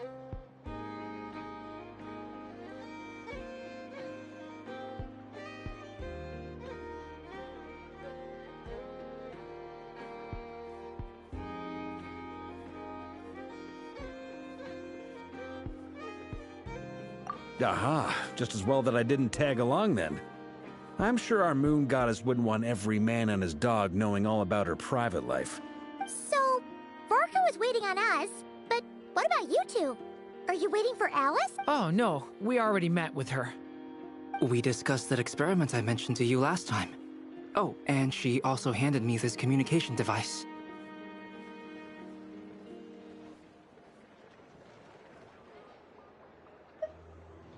That's right. I understand she informed you about the relationship between the phantom phenomena and Tevat's borders, yes? She wants me to help her with some more experiments on that front. She said that she'll contact me through this device with more information. Ah, I see. Following instructions and making observations. Pretty common research method. Takes me right back to Albedo's lab. Wait, then who exactly are you meeting? Someone you know. Albedo's met him too. But I don't think Miss Lauma or the Grand Master have been introduced. Introductions are overrated, especially in cases like this. It's you! So, it's not like the Academia has prohibitions against going abroad. Also, I applied for leave. I've been writing to Hat Guy since obtaining a human form. I've already brought him up to speed on everything that's been going on in...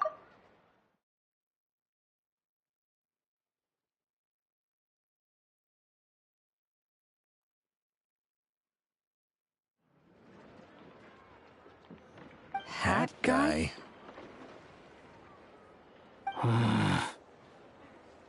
Turns out, I actually have heard that name before. Oh? Then why did you react the same way I did? I only knew the name, not the fella. But since we're all here, let's do some introductions for what it's worth. I'm Varka, Grand Master of the Knights of Favonius. Lauma, Moon Chanter of the Frost Moon Scions. And I'm a Driosh from the Vahumana Darshan of the Sumero Academia. Hat Guy. Good to see you again, Mr. Guy.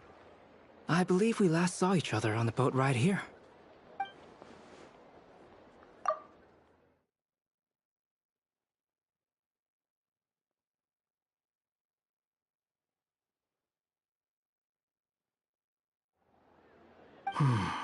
Mind you, the only reason I came here is... Who's that? The Doctor, also known as Dottore, second of the Fatui Harbor. From the tone of your voice, it sounds like there's bad blood. I was reviewing our archives and noticed that a lot of information about him was missing.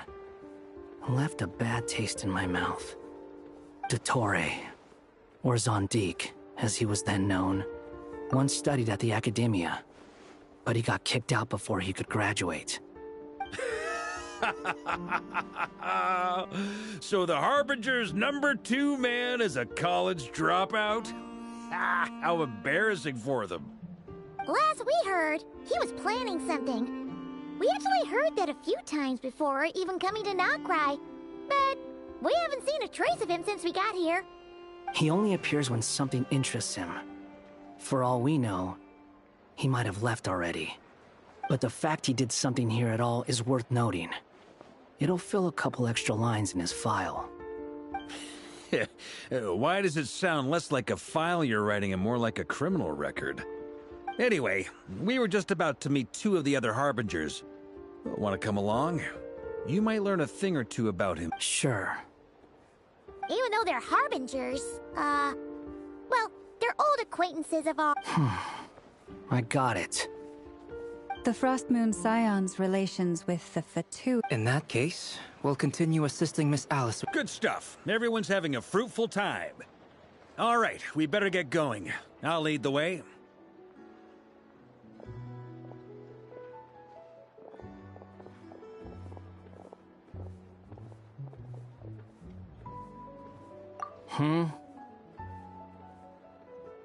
Well, yeah.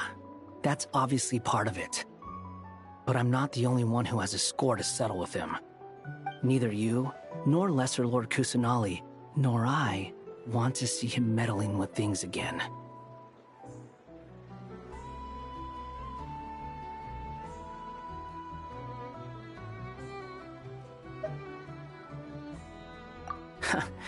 Don't worry.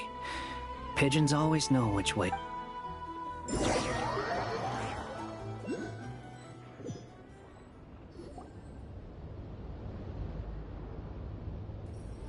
You made it. Who is this? A scholar from Sumeru.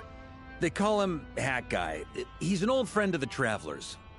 Wait,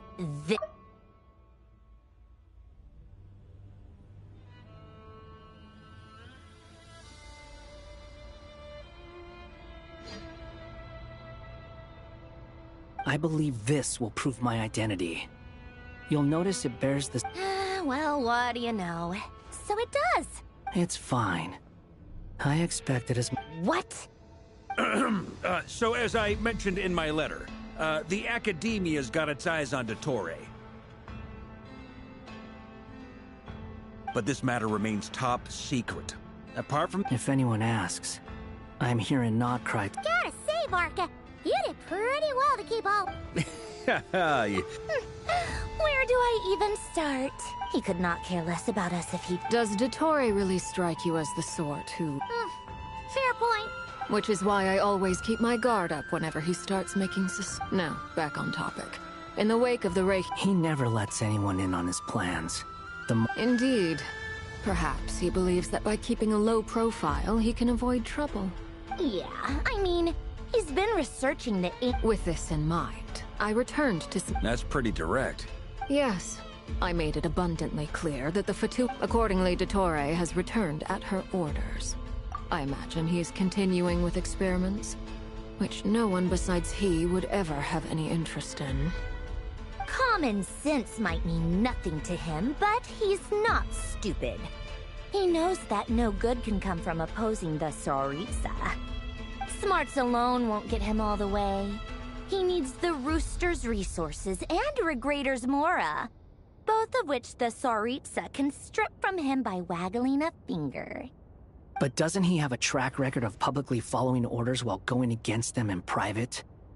He probably has it down to a fine art by now. Wouldn't put it past him. We worked together on a research project once. Only briefly, but it was enough to show me that we're fundamentally different people. He has no interest in doing things methodically, stage by stage. His thoughts jump all over the place, and the moment his curiosity is satisfied, or he gets the results he wants, he disappears. The only similarity we share is that, once we set our minds on doing something, we will see it done, whatever it takes. Oh, we definitely saw some of that in your battle with Rerir. You got so competitive. Ugh, do not remind me. Then I believe we all concur. Dottore will not simply give up. Fantastic. Now this is turning into a whole day of unpleasant memories.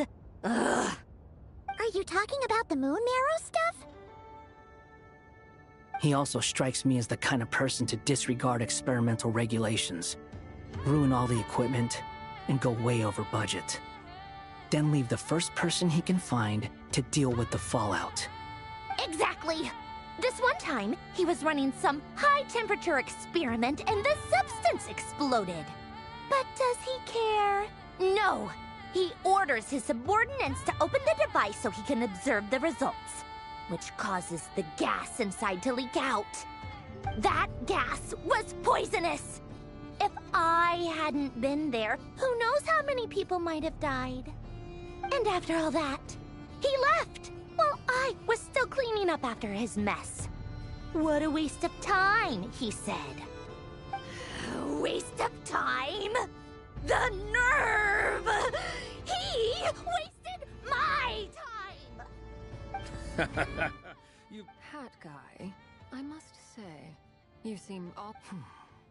Thank you, Lady Harbingers, for providing such valuable information. Wait, what? You're just gonna leave? You're welcome to join if you want. Ugh. Just when Paimon thought he'd finally... He makes quite the impression. I'll say. I've met tons of headstrong people, but not many of them would join me in bad-mouthing Dottore. Anyway, back to the main agenda. Barca, you said that Columbina has gone missing? Or rather, disappeared. Yeah. We're working on building a connection between her and this world. The simplest method is to find out her real name. I've actually asked her that question before, but she said she didn't know. Considering our relationship, I doubt she was lying to me.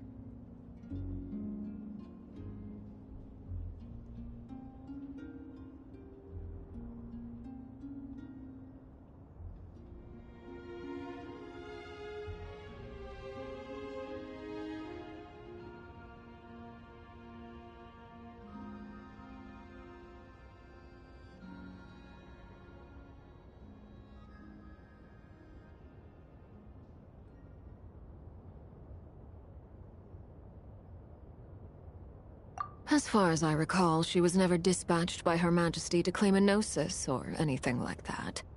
The Tsaritsa's plans had long contained a place specifically for her. I always thought that was weird. What could she do that the rest of us couldn't? Knowing what we do now, it's probably something related to Kavaki, right? More than likely. When she first arrived, Columbina would often go to Her Majesty and ask when she could start the task assigned to her. But Her Majesty always gave the same reply. The time has not yet come. So she spent her days in Snezhnaya doing basically nothing. The Tsaritsa has summoned a beautiful blind maiden to be a harbinger, giving her the third seat by virtue only of her enchanting voice. It was a dumb and stupid rumor, but the reality of the situation made it hard to refute. And what happened after that? I imagine she stopped caring. She no longer seemed to care why she had been recruited, and Her Majesty never gave her any missions, so she just continued to sing in the flower garden. For my part, I was busy. So busy, in fact, that watching someone be that idol had me fuming. But still, I got the sense that she had long been used to a life of other people claiming she was needed when she wasn't. I just felt that having a place to stay would cost me something eventually. And so I waited quietly for the day that I would have to pay the price. And on the other end of that spectrum, you had me. Someone once told me that I had the lousiest work and the toughest luck. That's a good way of putting it. I forget who said it, but those words have always stuck with me.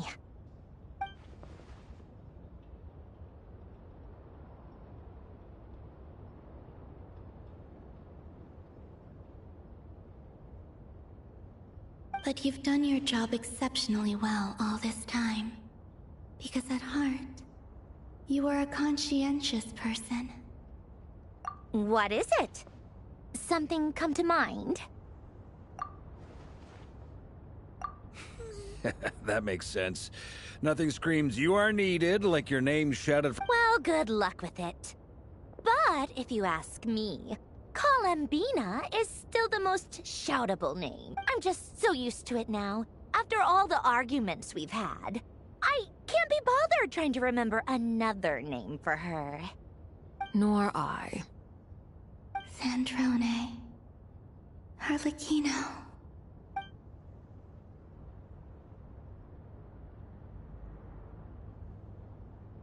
Huh! It's a Sealy! Does that mean Nicole has news for us? Ladies, I thank you for your hospitality. If the chance ever comes up, I definitely owe you both a drink sometime. I'm sure it will. You can make your own way out. Heck, you've been here enough times, you probably know your way around better than I do.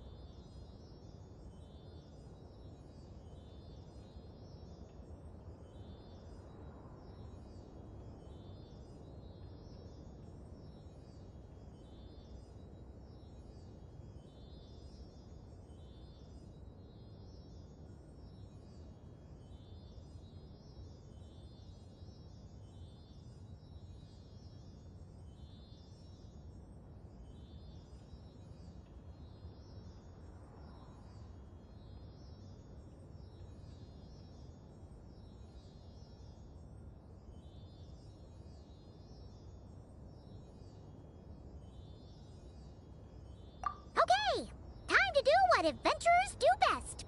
Follow that Sealy!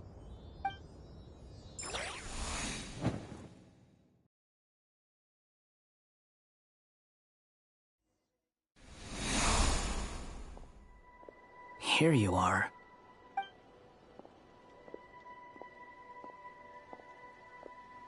Oh, hat guy. How come you're back so soon? Did things go all right with the Fatui? Fine. Dottore been summoned home by the Tsaritsa. Couldn't get much more than that. How about you? Any progress with the investigation? Unfortunately not. We've tried everything. Different phantoms, different locations, different points in history. But the results were the same each time. Abyssal monsters roaming the land. People crying out in despair, with no hope of being rescued. Every time I see it, I can't help but think, is this what it was like in Mondstadt when Dragonspine Durin attacked? And, if I fail in the task I've been given, will I create yet another tragedy? That's just meaningless speculation. When we encountered similar phenomena previously, I tried to interfere with those illusions, using sounds and lights to guide them. However, we could not change their fates. At most, we were able to extend their existences. The events of the past are like fate that has been written into Irminsul. There isn't a living thing in Teyvat that can escape its past. But Miss Alice instructed us to try to find ways to change the outcome that these phantoms face. It's an impossible task. Can't you just refuse? Since she asked us to do this, I feel like it can't truly be impossible. Or if it is, well, mages can make the impossible possible. I could not have been born as Durin otherwise. But you also said that your past 39 attempts were fruitless. That's true. But you're still going. Yes. After this many futile attempts, surely you realize that you're not doing this because you still believe what some mage told you. It's because you want her hypothesis to come true. It's something you wish for deep inside. So, think for yourself about what you want to do. As long as you don't believe it's futile, it isn't. Yeah. Previous experience indicates that we cannot touch the phantoms, which limits the effectiveness of our interventions. If we want to clear this hurdle, we need to break this rule somehow. Same thought here. Following the same rules means repeating the same failures. Reducing ourselves to mere playthings of fate. So you mean we need to figure out a way to make contact with them despite knowing that we can't? Yes, and I suspect that's something only you are capable of.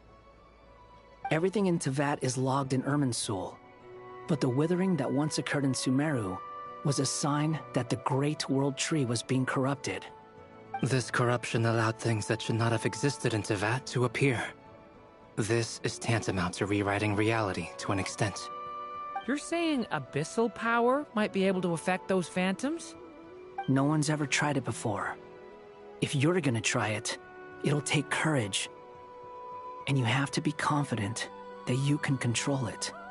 Is anyone there? Has anyone seen my daughter? She's missing. I have to find her. I hear someone inside. Spargana? Are you in there? Ah!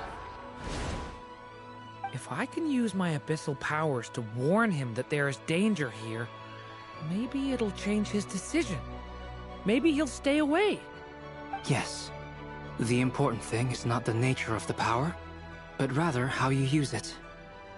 To intimidate and obstruct. Sounds about right for the Abyss. Well, let me try. I should be able to influence that thing. Have you seen a little girl? What?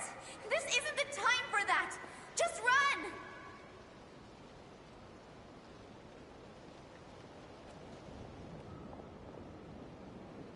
I hear someone inside. Spargana? Are you in there?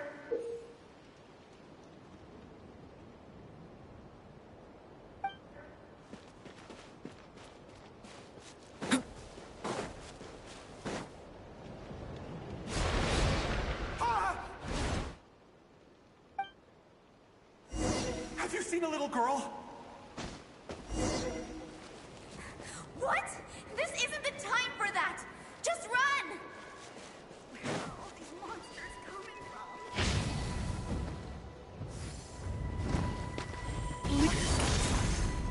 Spargana? Are you in there?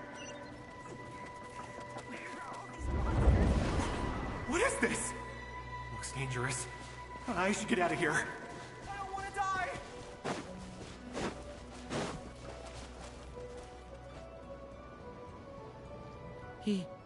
Don't celebrate too soon.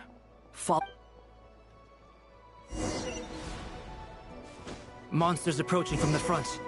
You need to stop them and create an opportunity for him to hide.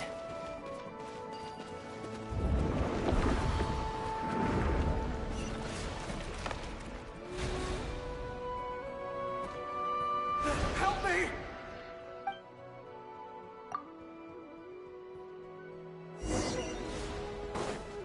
Monsters approaching from the front. You need to stop them and create an opportunity for him to hide.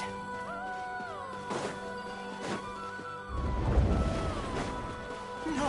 There's monsters ahead!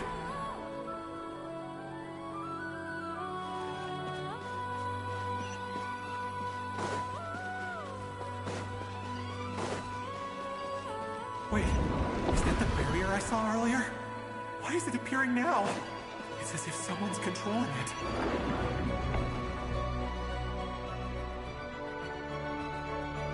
The monsters are gone. Is it safe now?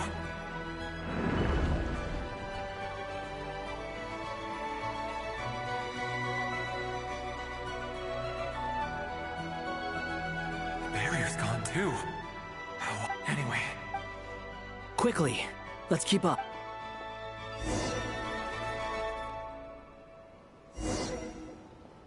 Wait, there was someone else here?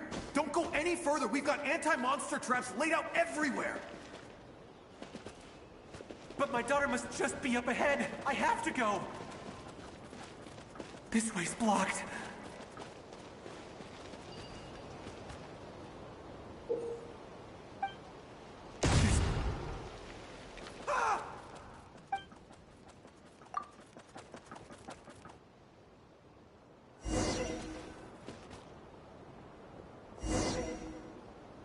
there was someone else here?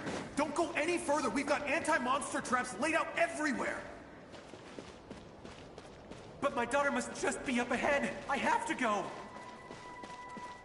This way's blocked.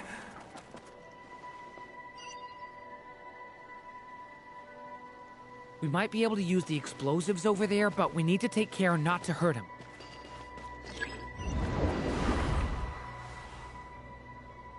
I'll use the barrier to keep him at a safe distance. This barrier seems to be helping me somehow.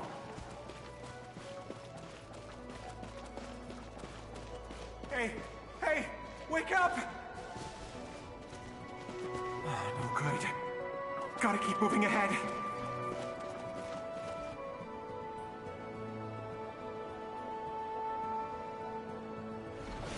So many monsters! There's still a chance, Durin. You...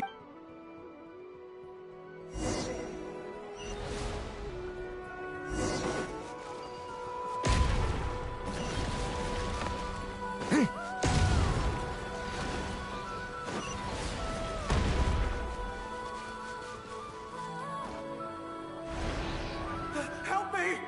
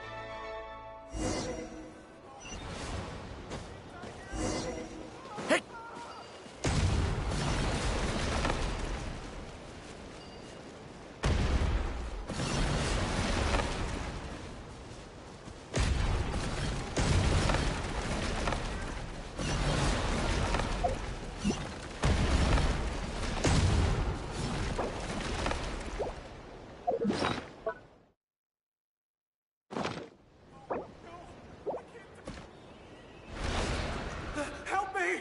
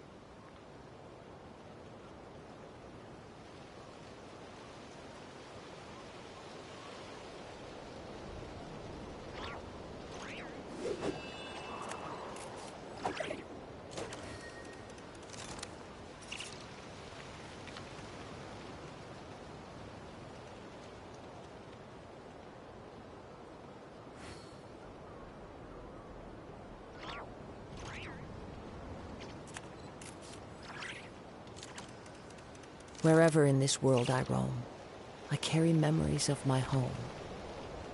This blade. It is the last link I have to the land of my birth.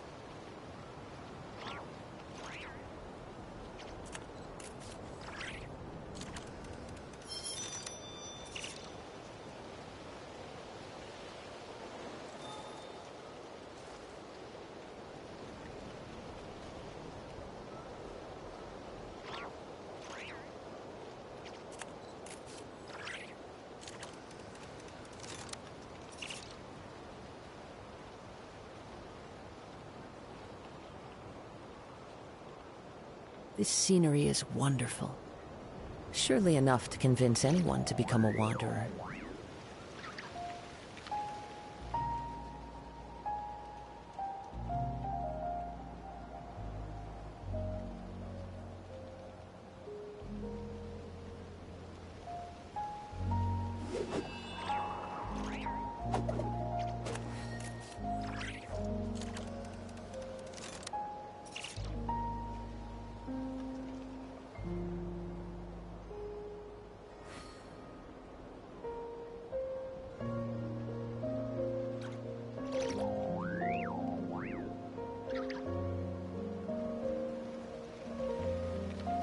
Wherever in this world I roam, I carry memories of my home. This blade. It is the last link I have to the land of my birth.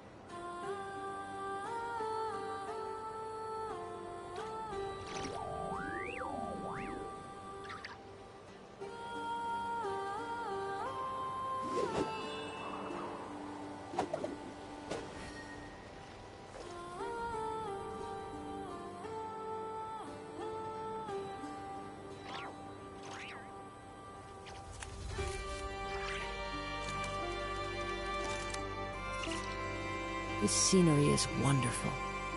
Surely enough to convince anyone to become a wanderer.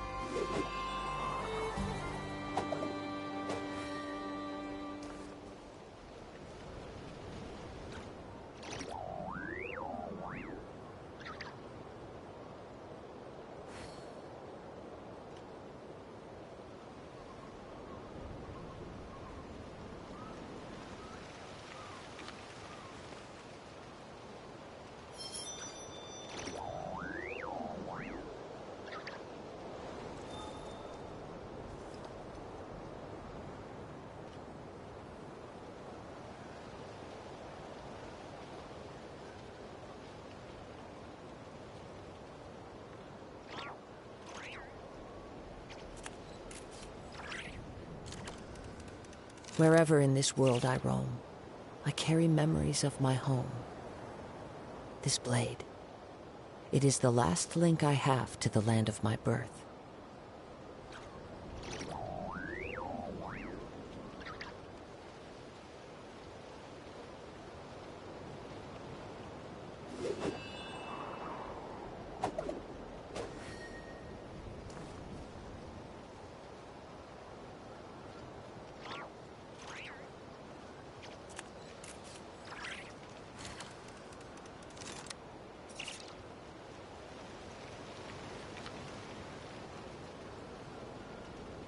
There are leaves around, and I know just the tune to accompany them, if you wish to hear it.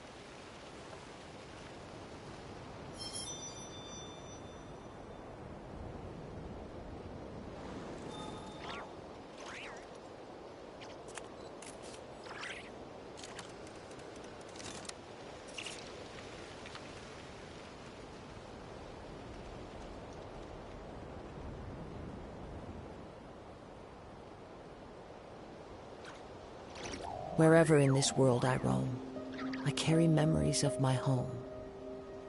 This blade. It is the last link I have to the land of my birth.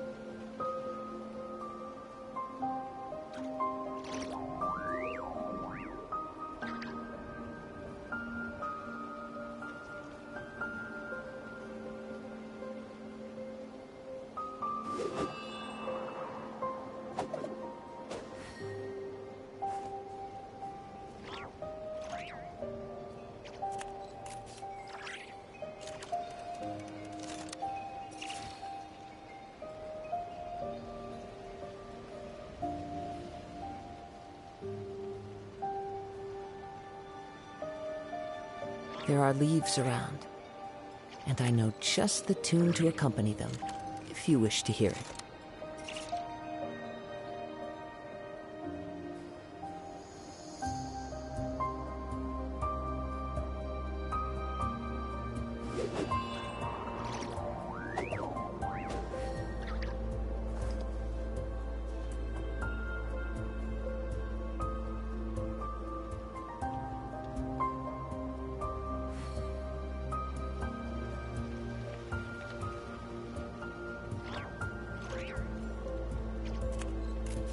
This scenery is wonderful.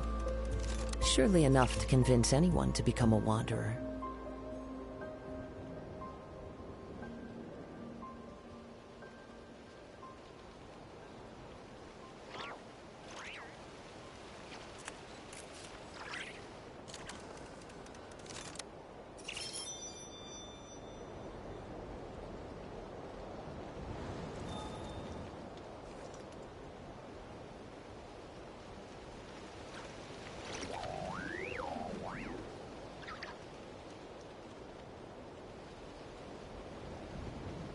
Wherever in this world I roam, I carry memories of my home. This blade, it is the last link I have to the land of my birth.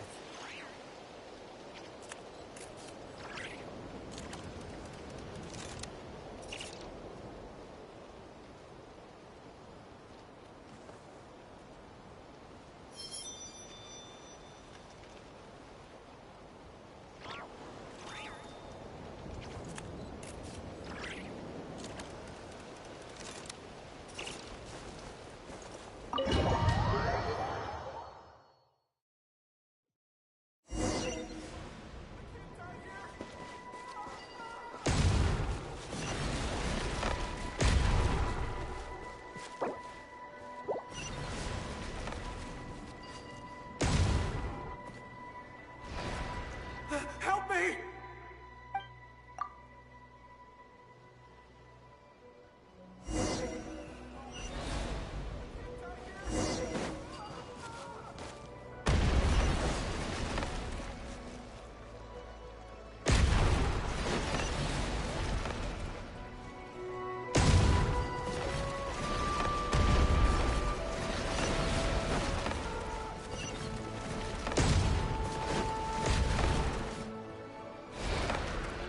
Help me!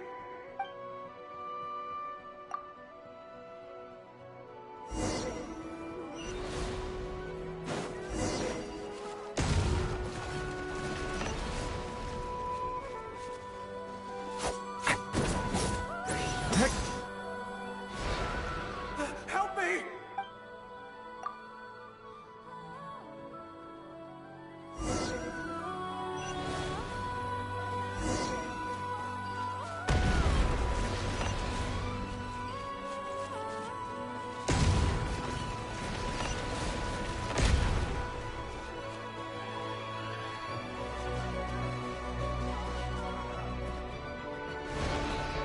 Help me!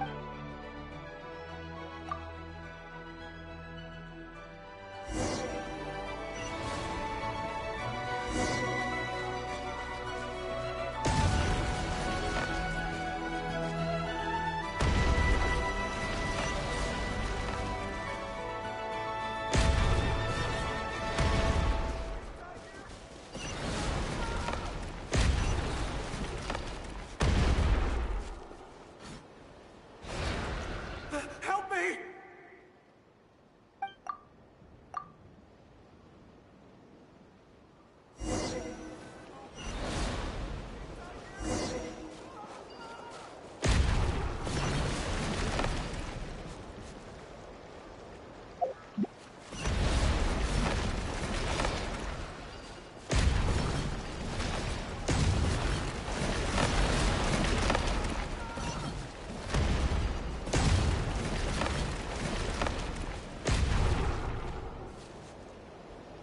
This is a new development. I've never seen this happen before. We might just be able to save this person.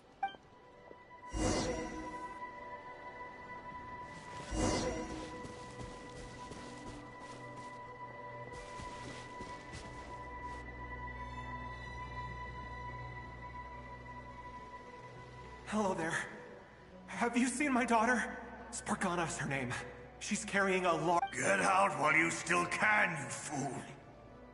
You won't find... But I can't just leave her here. She must be... Sorry. Okay. If I do find her, I'll get her... Don't bother. I've got no... What's that noise? No, if he goes inside, he'll be walking into a trap. Let's...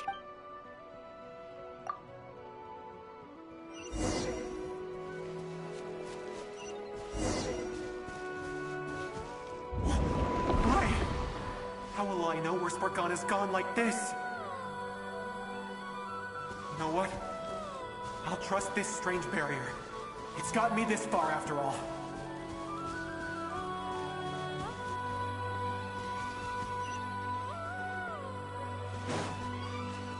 What? Spargana? Are you there?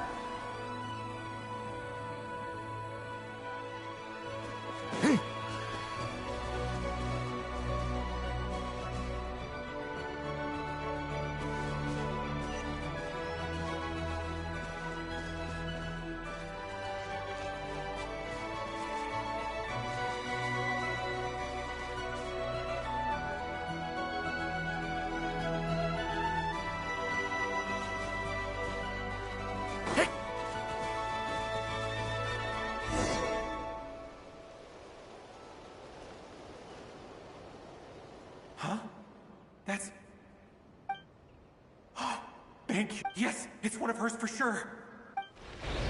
Durin, just like last time. Use the explosives.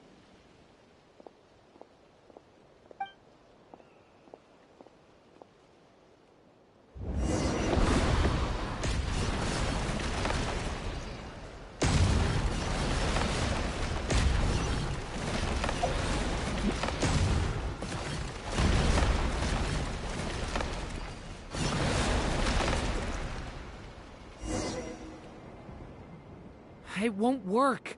There's not enough left. If he makes it in, but then this clue could be the key to him. It might not be the only one. Better he misses that clue. I guess so.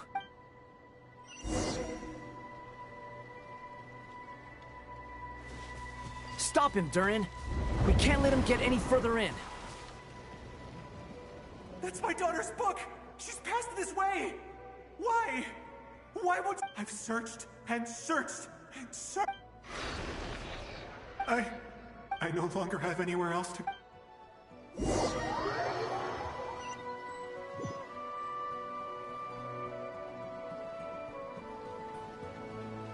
I'm sorry. He refuses to go anywhere else. Whether he opens this door or not... Albedo? Hat guy?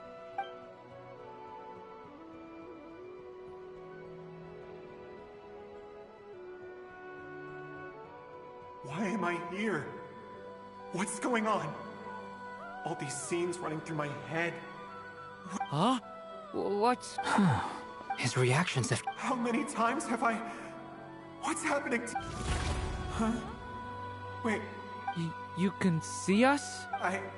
I feel like I always could, but that I only... But you were the ones guiding me. I haven't done anything yet, but those monsters... I won't find my daughter. No. Yes. Even so, we're trying to... You've not seen my daughter either, have you? It seems she really isn't here. I'm sorry we couldn't help. I'm just... tired. Maybe... How long do I have left? Experience says 15 to 20 minutes. 15 to 20. Thank you for all your help. Let's rest a while. Now's not the time for you to start pitying us. It's not pity.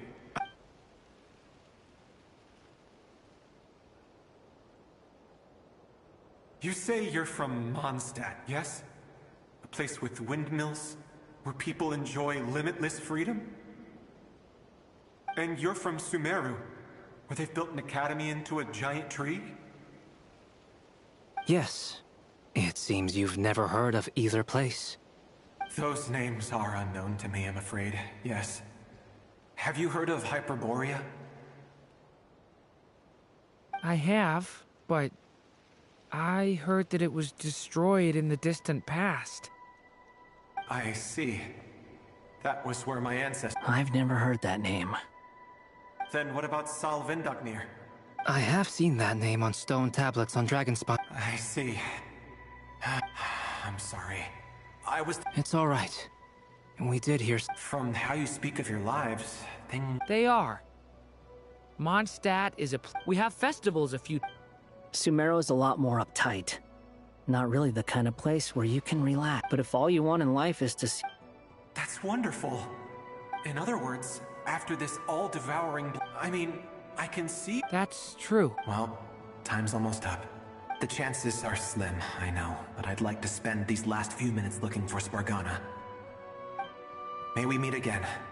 Well, or not, most...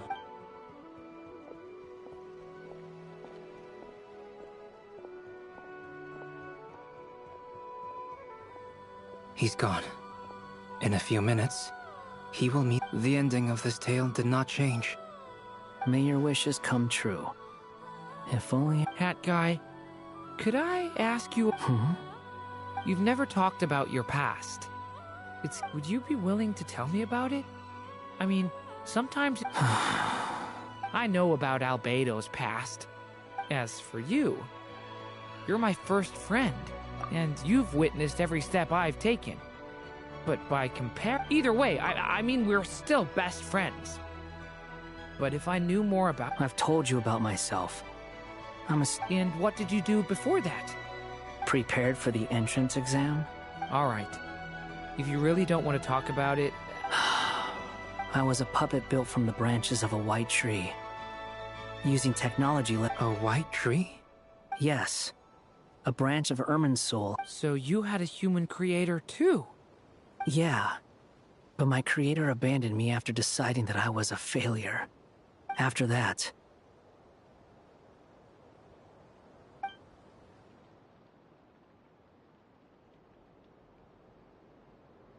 Durin. Resisting the influence of the Abyss. Suppressing the urge to destroy. Trying to do the right thing. None of these things are easy. But no matter how hard they are, trying to rewrite past wrongs is far harder. You asked me if you would create a new tragedy if you fail, but the real answer is... yeah. That guy. But at least you've got people here to help.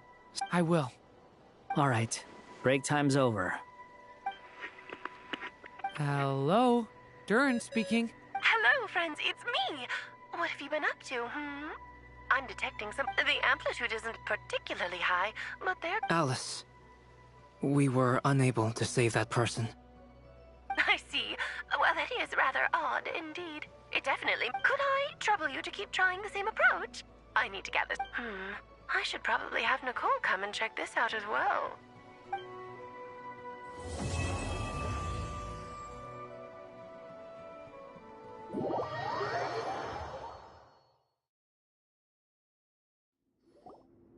There you are. I was worried you might stop to collect treasure chests opened by the ceiling. I am delighted to see that you understand. Okay, I'll try and keep it short. Oh, cool! Patience.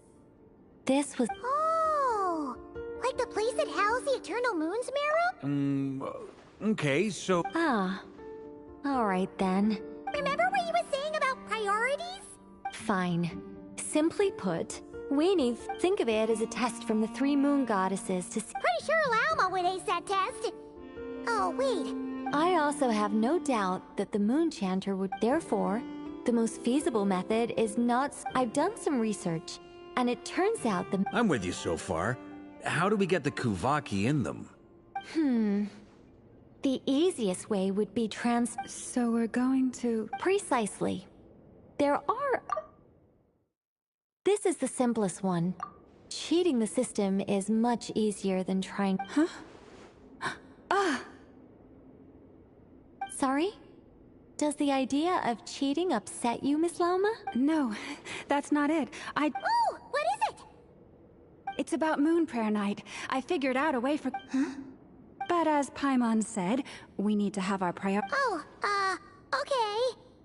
Anyway, is this really the best? If you think that's dangerous, wait till you hear... No need, we're good.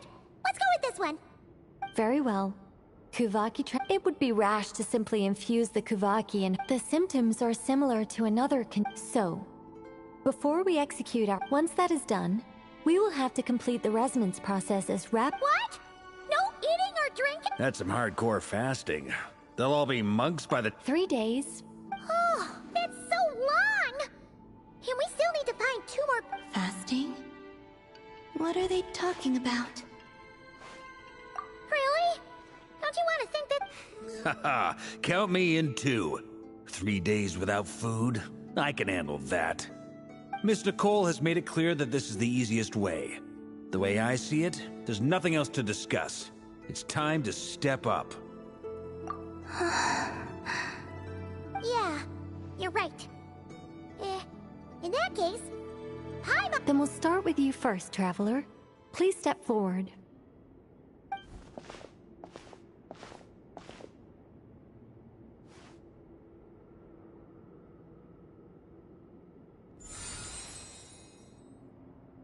How's it going? Do you feel anything? How about now?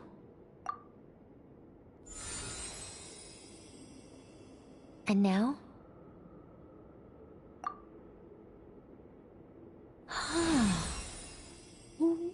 What about now?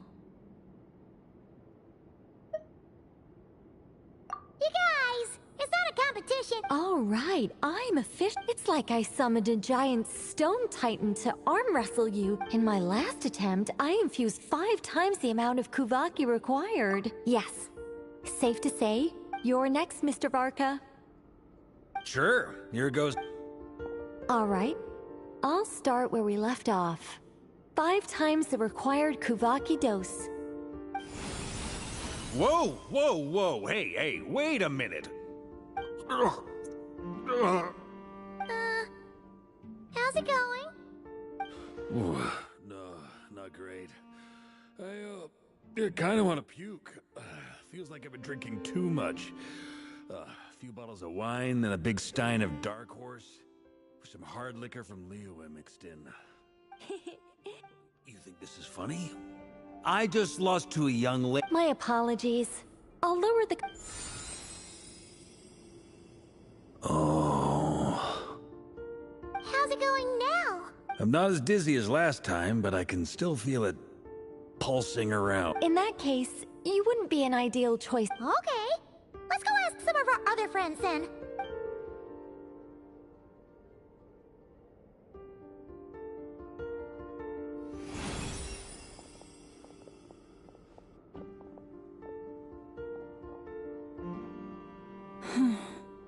No surprises here, Miss Moonchanter.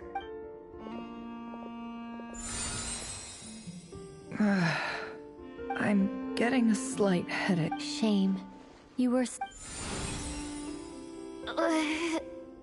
Whoa! Time itching all over! Allergic reaction. Huh? Well, are you gonna start... The Hexenzirkel is an organization that cares for and protects...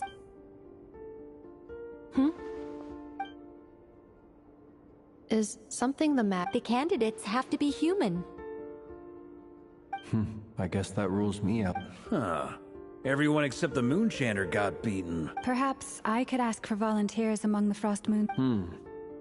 I'll see about talking to some trusted Lightkeeper colleagues. Itlua springs to mind. In fact, I think we had some former Frost Moon Scions join our ranks recently. Can you give me the scientific explanation for how the test works? I can probably make some kind of test bot. Then we can just zip through Nasha Town, going up to people and pressing a button to check their status. Wouldn't that be way easier? No. Wow! No elaboration for once. How about I contact the Knights of Favonius garrison in the Wave Chaser plane? Shame that Lohan's already left. And that guy's even tougher than I am. Strange. The Moon Goddess is clearly revered by many people. So why is she on the brink of disappearing?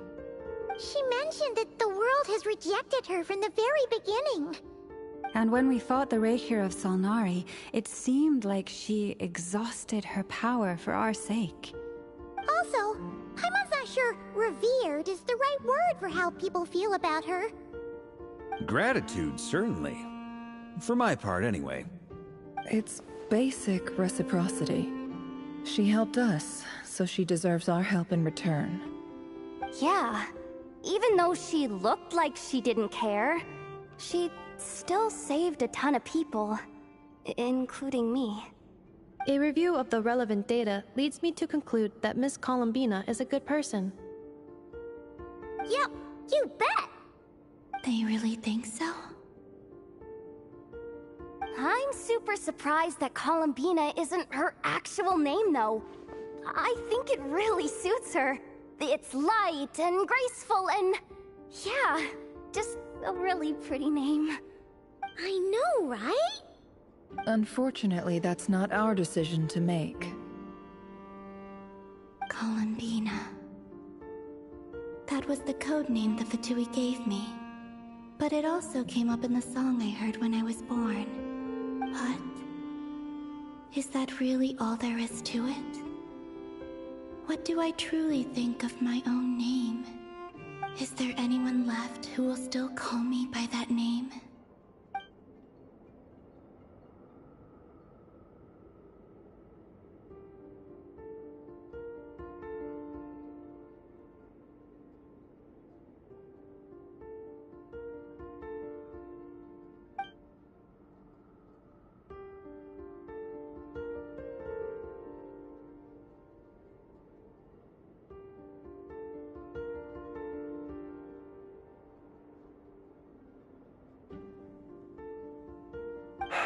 Moon Prayer Night is getting closer by the day. We're running out of time. We need to look for other candidates. Then allow me to try. Huh? What are you doing here? You contacted your friends via the Adventurers Guild. Sandrone has been keeping an eye out for something like that, so she informed me. Since I have the ability to accommodate a moon marrow, I should prove to be a suitable candidate. Arlecchino. When can we begin? I see. We can begin right away.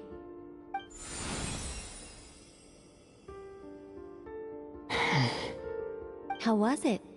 Did you feel any discomfort? None at all. Then it seems we shan't need to look for additional candidates after all. Great! Cool. Alright, like Paimon said, the rest of us can take turns making sure the three of them stay warm and comfy. Then, my job is to take care of the caretakers. I will ensure everyone receives food and accommodation.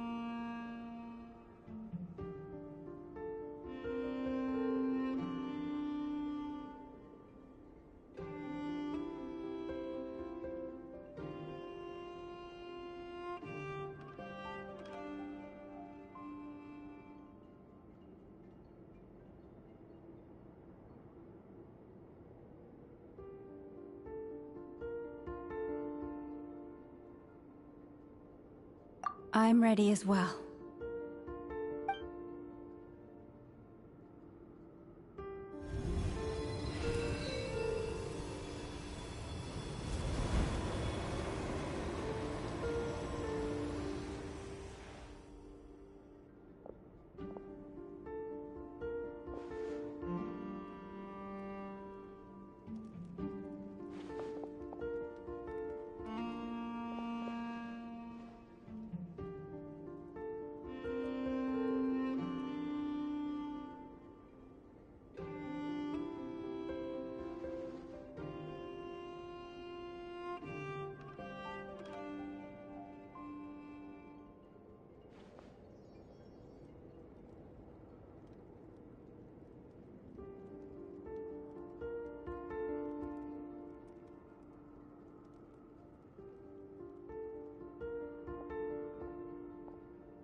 The work is done.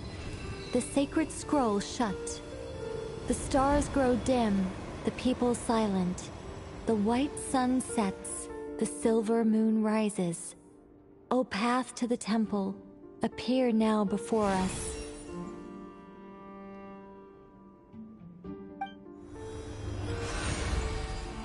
Wow! It really opened! So that's what all this is about. They've been trying to open this gate. Come, let us enter. It might be best to eat something first. Take care to chew properly and swallow slowly. It will give your body time to readjust. They will head in soon. They will need to enter this gate.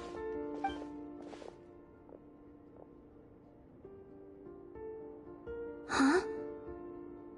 I cannot pass through. It has been 3 days. My strength is all. Can I really